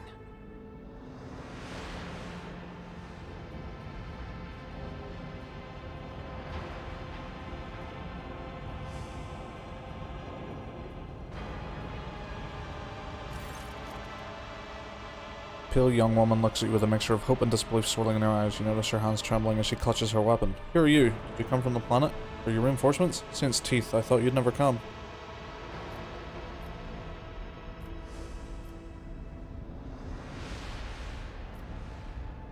What happened here? There's been a prison riot on the Planetoid. Sadly, it is being led by the prison warden himself, the Honorable Anathagon Castaglia? He has allied himself with the rabble that he himself was supposed to watch, and declared Raikadi Philia to be independent of the authority of the system's lawful governor.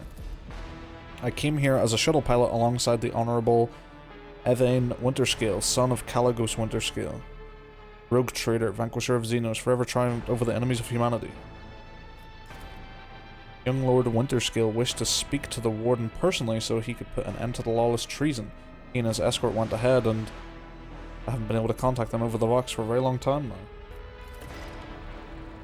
now. Evian.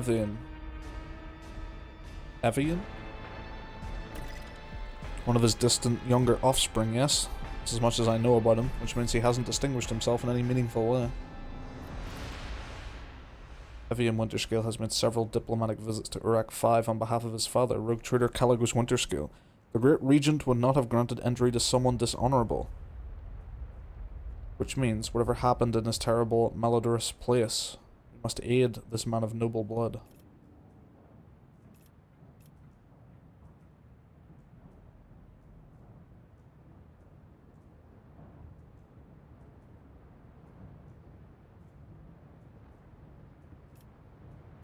Tell me about this planetoid. Planetoid? I keep saying planetoid, but I just realized, yeah, it's planetoid.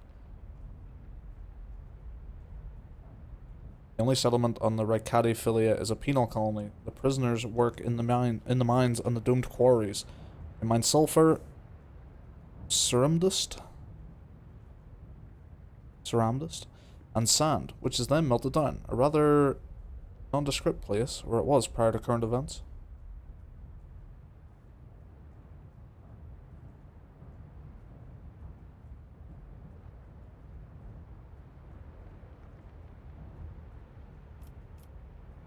The warden himself is spearheading the riot?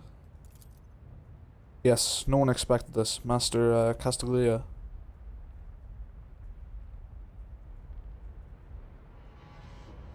Is a nobleman from a respected governor house and a vassal of House Winterscale. All of a sudden he proclaimed that Raikadi Philia is now his personal domain, that the prisoners were his subjects and he should never bow to anyone again. It's pure heresy. And I take it they're looking forward to a diet of sand and gravel? What kind of mammoth would sort of revolt on a barren rock? Why would young Winterscale have felt the need to parley with the dissidents? It's a personal matter. Master Castaglia, the sedacious warden, is Lord Evian's childhood friend. When my lord heard of the riot, the news saddened him greatly, and so he rushed here without delay, in hopes of bringing his old friend to his senses, no doubt.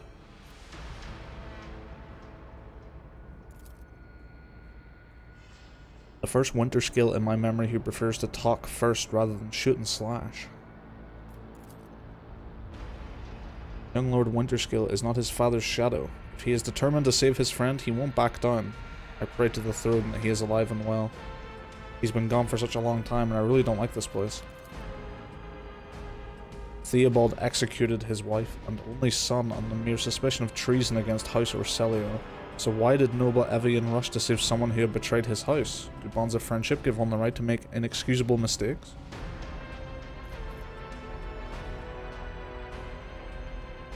I'm looking for a man by the name of Heinrich van Kalox. He is here, perhaps? Unless he's one of the prisoners or guards, then it seems unlikely. There's no shuttles in working order other than yours and mine. There was nothing else you could have used to reach this place. Is there anything else I should be apprised of before I set out? Some of the rebels have holed up in the barracks. I don't know how many, but given this is the only way through where the negotiations are taking place, I would expect heavy resistance. Please take caution. Your lordship, Lord Winterskill's guards mined the entrance so the rebels couldn't get to the shuttle. I have no more questions. Your lordship, if I may have but a minute of your time, I wouldn't have ever dared to trouble you with a personal matter, but the situation in any case may have been to the capital of Rykad Minoris yet.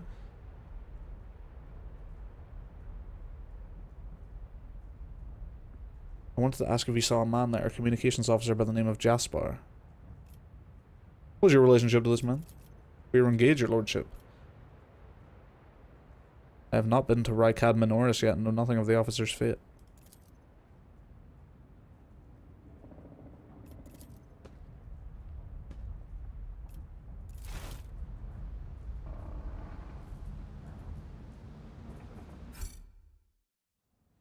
I always keep my options open. Never doubt me.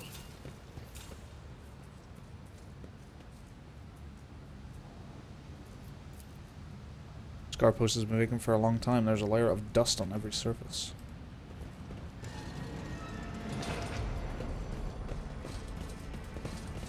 Build a bridge.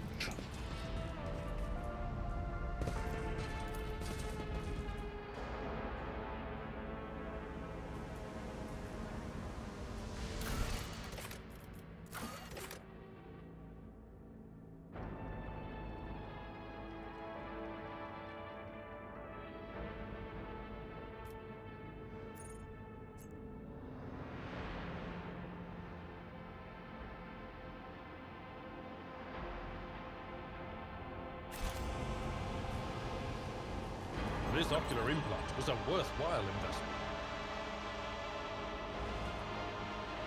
You're just gonna run over that, aren't you? Rise to the top, or get left in the dust. The Emperor sets my path.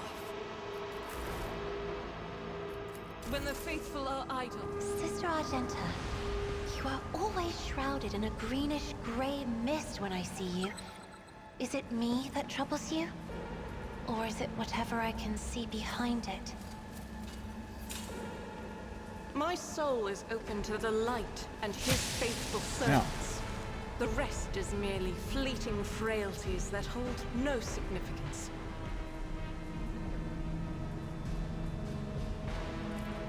Blessed be the road that we take. So I need to use a medkit to get rid of that, or I'm else at your that will turn into... Let me help. Administration is a holy task.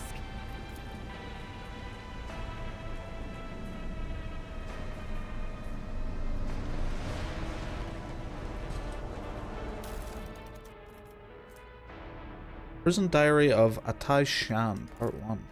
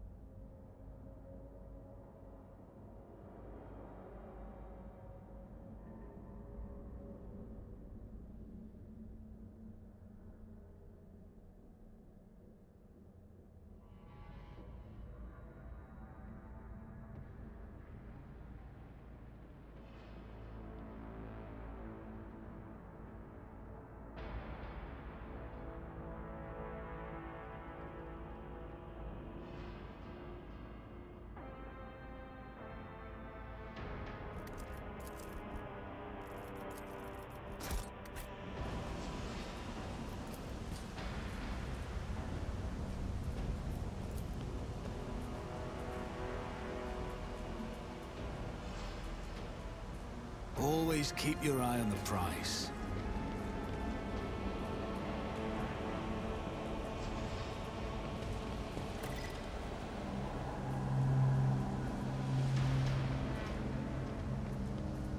I'll make an example Oh, shit. out of you.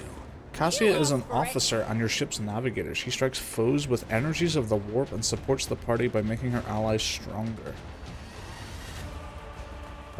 Voice of Command is an officer ability that increases an ally's characteristics for 1 round and also allows the officer to use their other officer archetype abilities on that ally from any distance.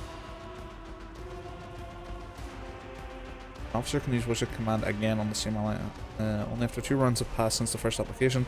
Bring It Down is an officer ability that lets them immediately pass the turn to an ally. The ally does not gain any movement points for this extra turn, but they do gain a number of action points depending on the officer's fellowship bonus. If the ally is under the effective Voice of Command and destroys an enemy before the end of the officer's turn, the ally will have granted extra momentum for this kill. Lidless Stare is a unique damaging ability that assails all targets in a wide cone in front of the navigator with warp energies. The damage dealt is based on the navigator's willpower bonus. All creatures targeted by the ability must pass a willpower save or become stunned. Okay. You've been ambushed. Shit. Bunch of lads with shanks and a couple of guns.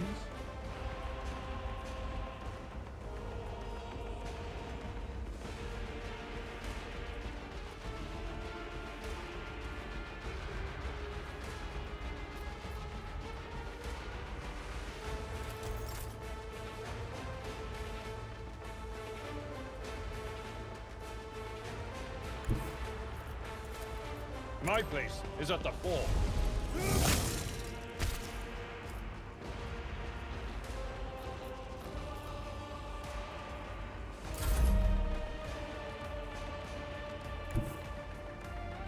Oh.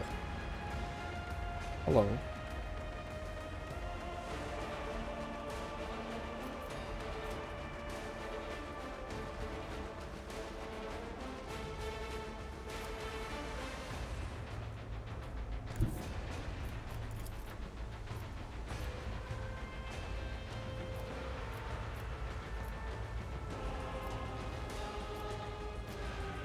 Guided by faith.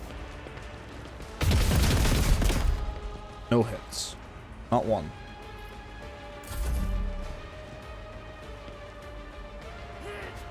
Oh, that's bad.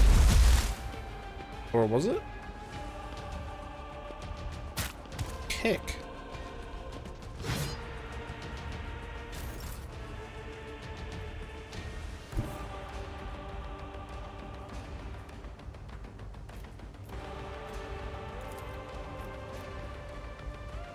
It's as good as done.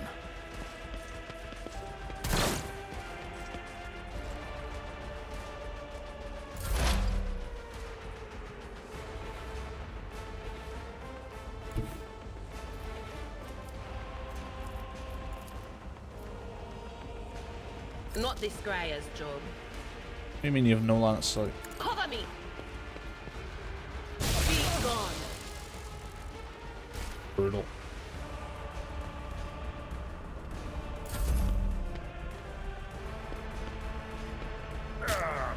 Brace yourself, Abelard.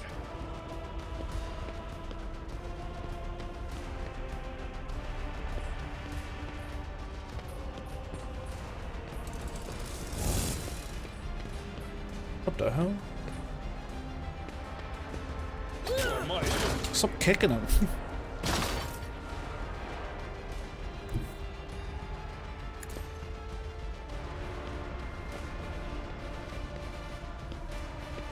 So her staff doesn't actually have like an attack other than it's like I'm bonking someone on the head with it.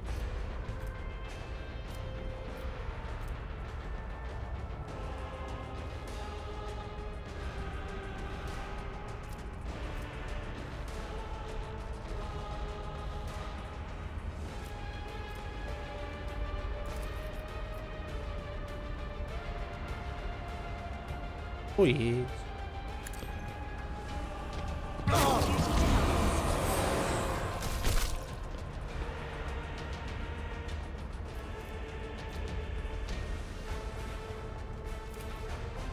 I I am a navigator, not a servitor.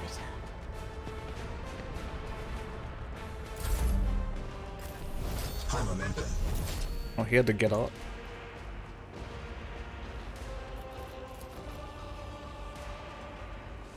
Stood behind some heavy cover.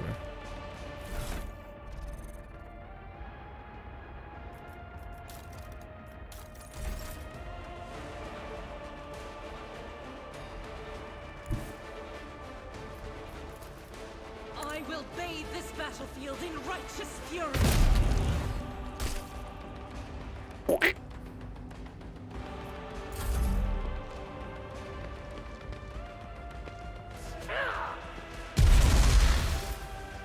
That's just not hitting me, or like, what's going on with it?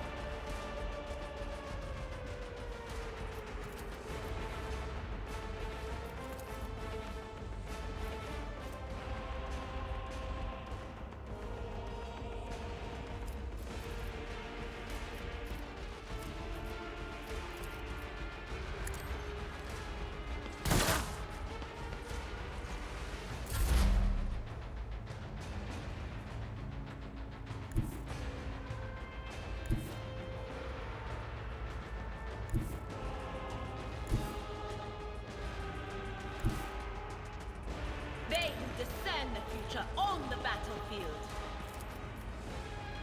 On it.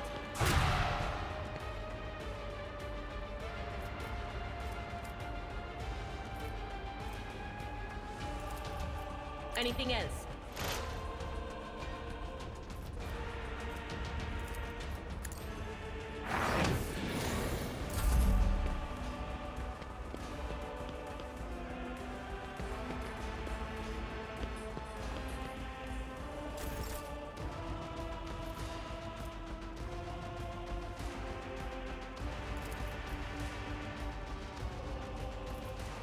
So this does damage as well.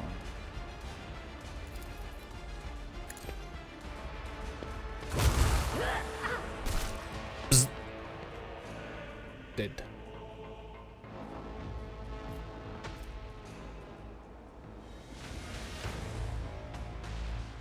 No attack limit.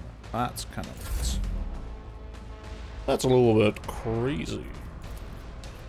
I will do my duty. Parry. Victory is imminent. Reduced to dust. It will be done.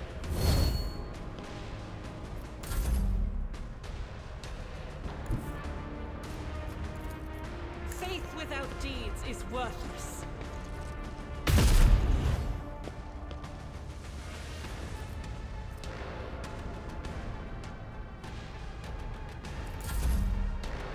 Don't throw the grenade. Will endure.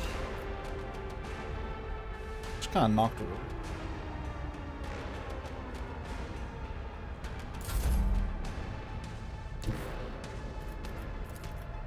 I know what is to come.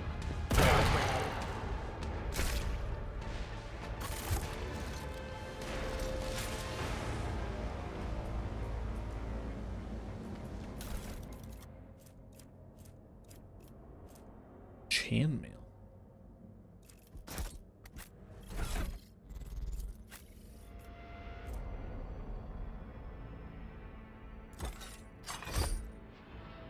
Better than what he's got.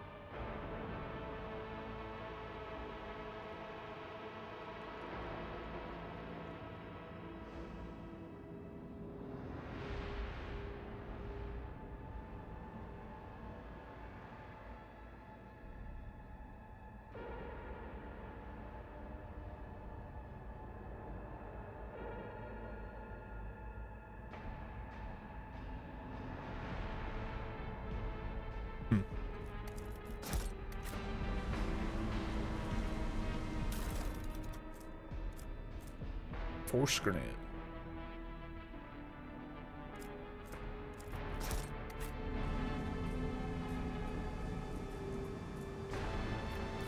Is there money to be made?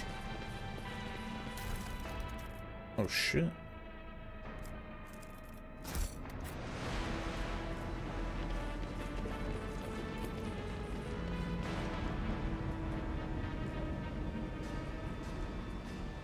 Getting kept in the cages. I've read about this.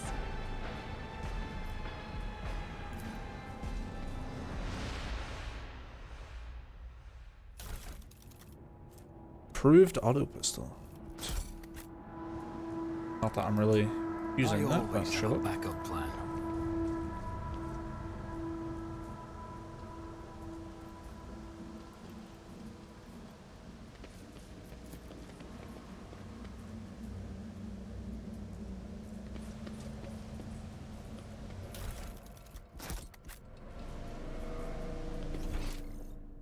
Sometimes, I wonder to what extent our perception of the Empyrean differs. Ooh, I'm glad that I never have to look at it. No offense, Cass, but I'll do just fine without an eyeball in the middle of my forehead. Oh shit. Keep your wits about you. Prison guard key.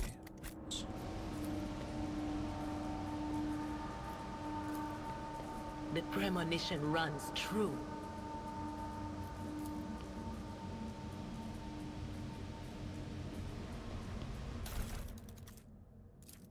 Part 3.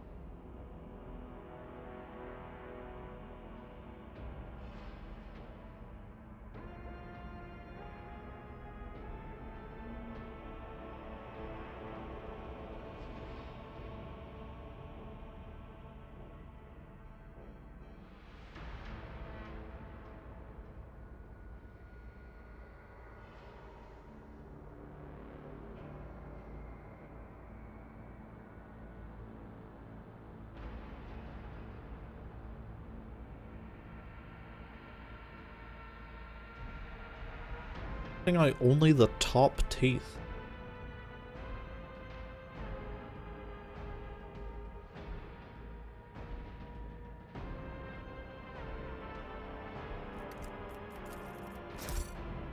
Oops. Can't do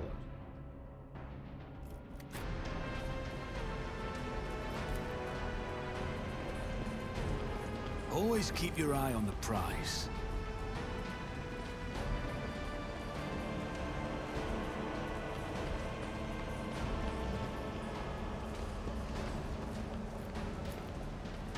The whispers told me how. Oh.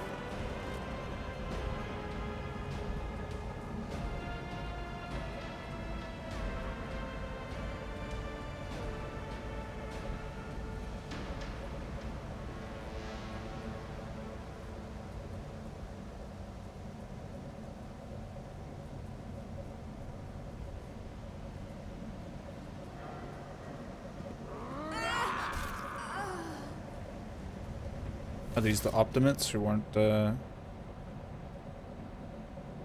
think the thrown normal looking faces we thought going to die here with these nutters. The old man with the gap-toothed smile drops his weapon and holds his hand out in a placating gesture.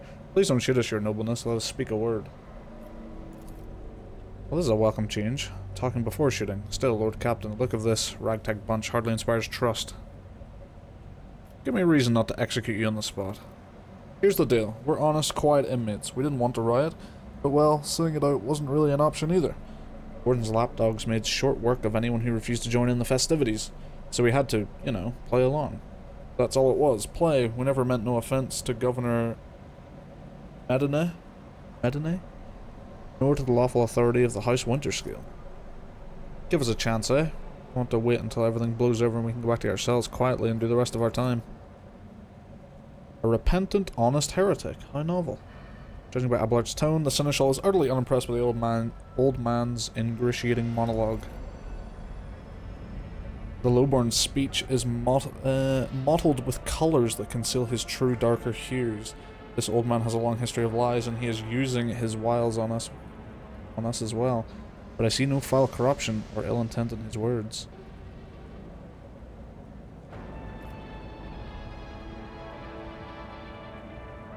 Tell me more about the warden and the riot.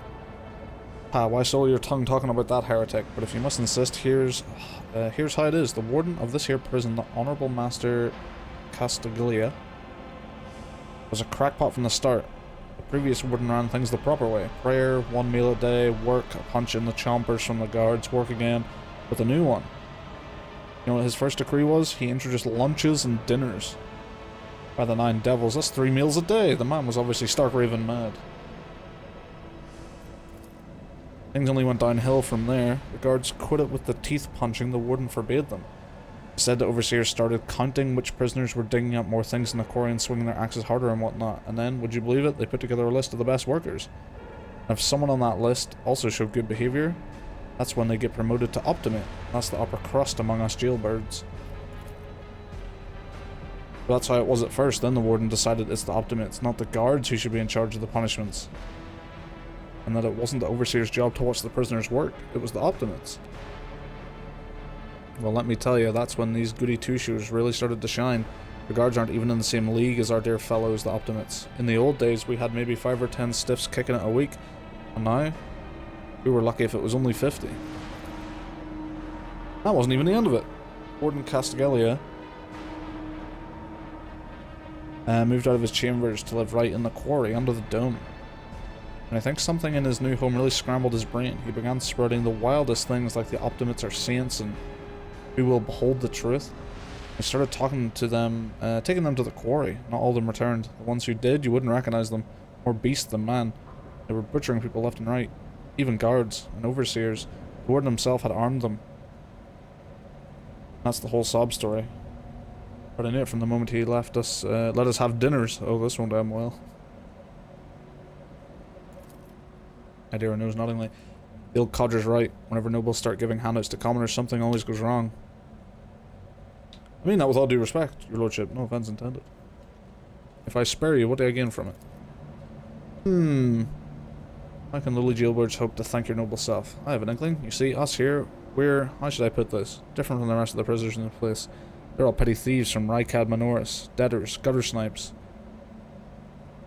They're no one serious. But we, your nobleness, are cut from a different cloth altogether. We're fortunate seekers from the void. We're fortune seekers from the void. Why don't we tell you we're on Footfall Station? You know Footfall, the only shipyard in the best market in all the Cronus Expanse. Yeah, so where on Footfall you can find some very serious business-minded people. How you can get yourself a very special discount on them, on some very special goods. What kind of very special people? Very serious people. The most serious kind, your nobleness. Have you heard about the Fellowship of the Void? It's the largest pirate alliance in the Expanse. There is no leader, of course, but there are some terribly serious captains who decided that cutting each other's throats over loot was, what do you call it, counterproductive. But cutting throats together, now that's anti-counterproductive. And while their joint efforts leave them with an excess of spoils, so they need to dispose of it somehow. And I, your nobleness, just happen to know people who handle such things of dealings on behalf of those very serious people. Very well, I shall spare you. Well, that's great to hear, your nobleness, just great. There's a true aristocrat, not the warden creep. Hi then, your nobleness, where was I? If you're ever on Footfall Station, there's this district there, the Shadow Quarters. It's called that because it's located behind the statue of our holiest emperor. I've known folks who called it something else, also on account of it being behind the statue. Don't repeat their mistake, I tell you. Reverend Hieronymus wasted no time finding and burning them all. Forgive an old man for getting distracted. So, Footfall, the Shadow Quarters. There's a bar there, built into the remains of an old ship. And in that bar, in the back room, a certain Ryza does her business. Tell her Grandpa Back Val Says hello. He'll be her favorite client in the blink of an eye. There we are. Well, your nobleness. We'll be going now if you don't mind.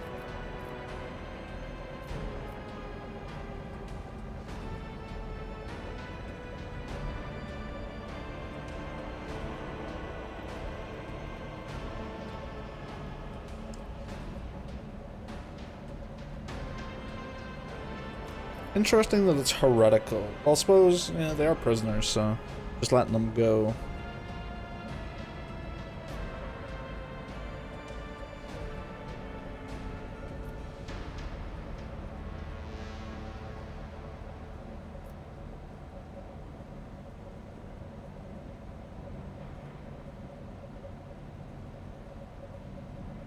Yeah, let's bring them aboard.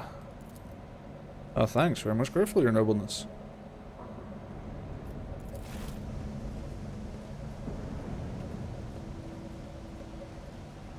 They seem like enterprising gentlemen. Tons of dust, but no trace of weapons or gear. This storage has not been used in some time.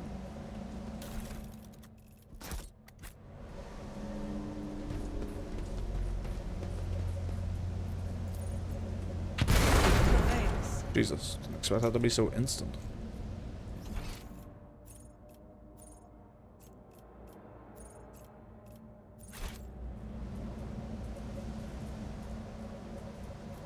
Oh yeah, I forgot about that. That wasn't so difficult.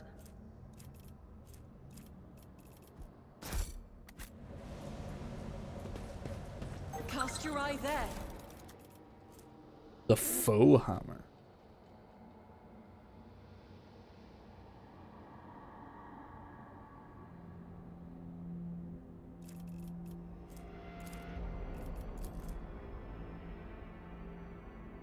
A shotgun pistol.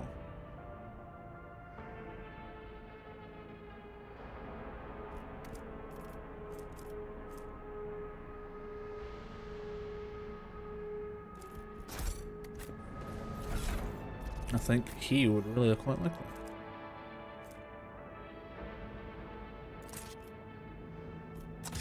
I imagine a shotgun's going to be easier to hit with.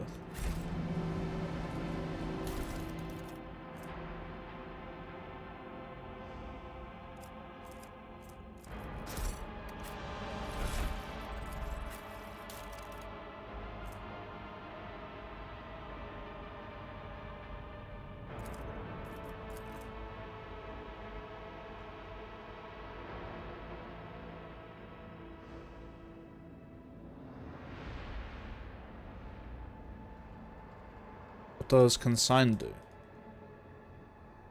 I'm losing my lightning, and I really like the lightning. So what does consign do? Why you not telling me?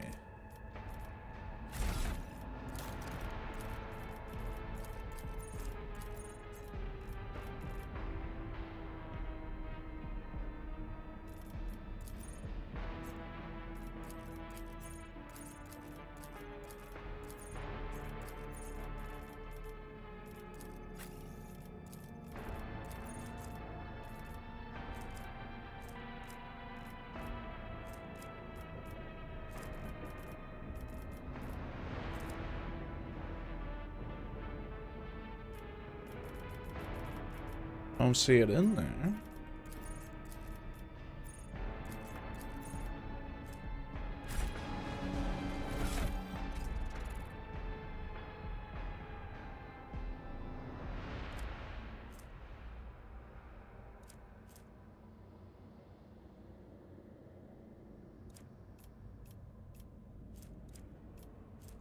I suppose I could always equip it. Yes. The next hit against the target will be an automatic critical. But she loses... Well, I suppose you could do that.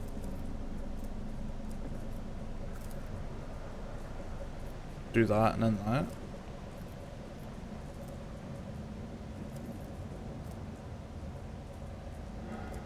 We'll see how it does. We'll see how it does.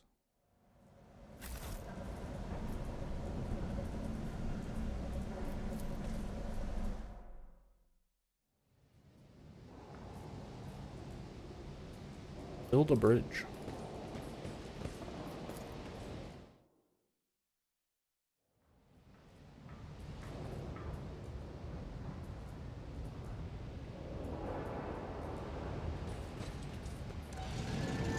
I always keep my options open.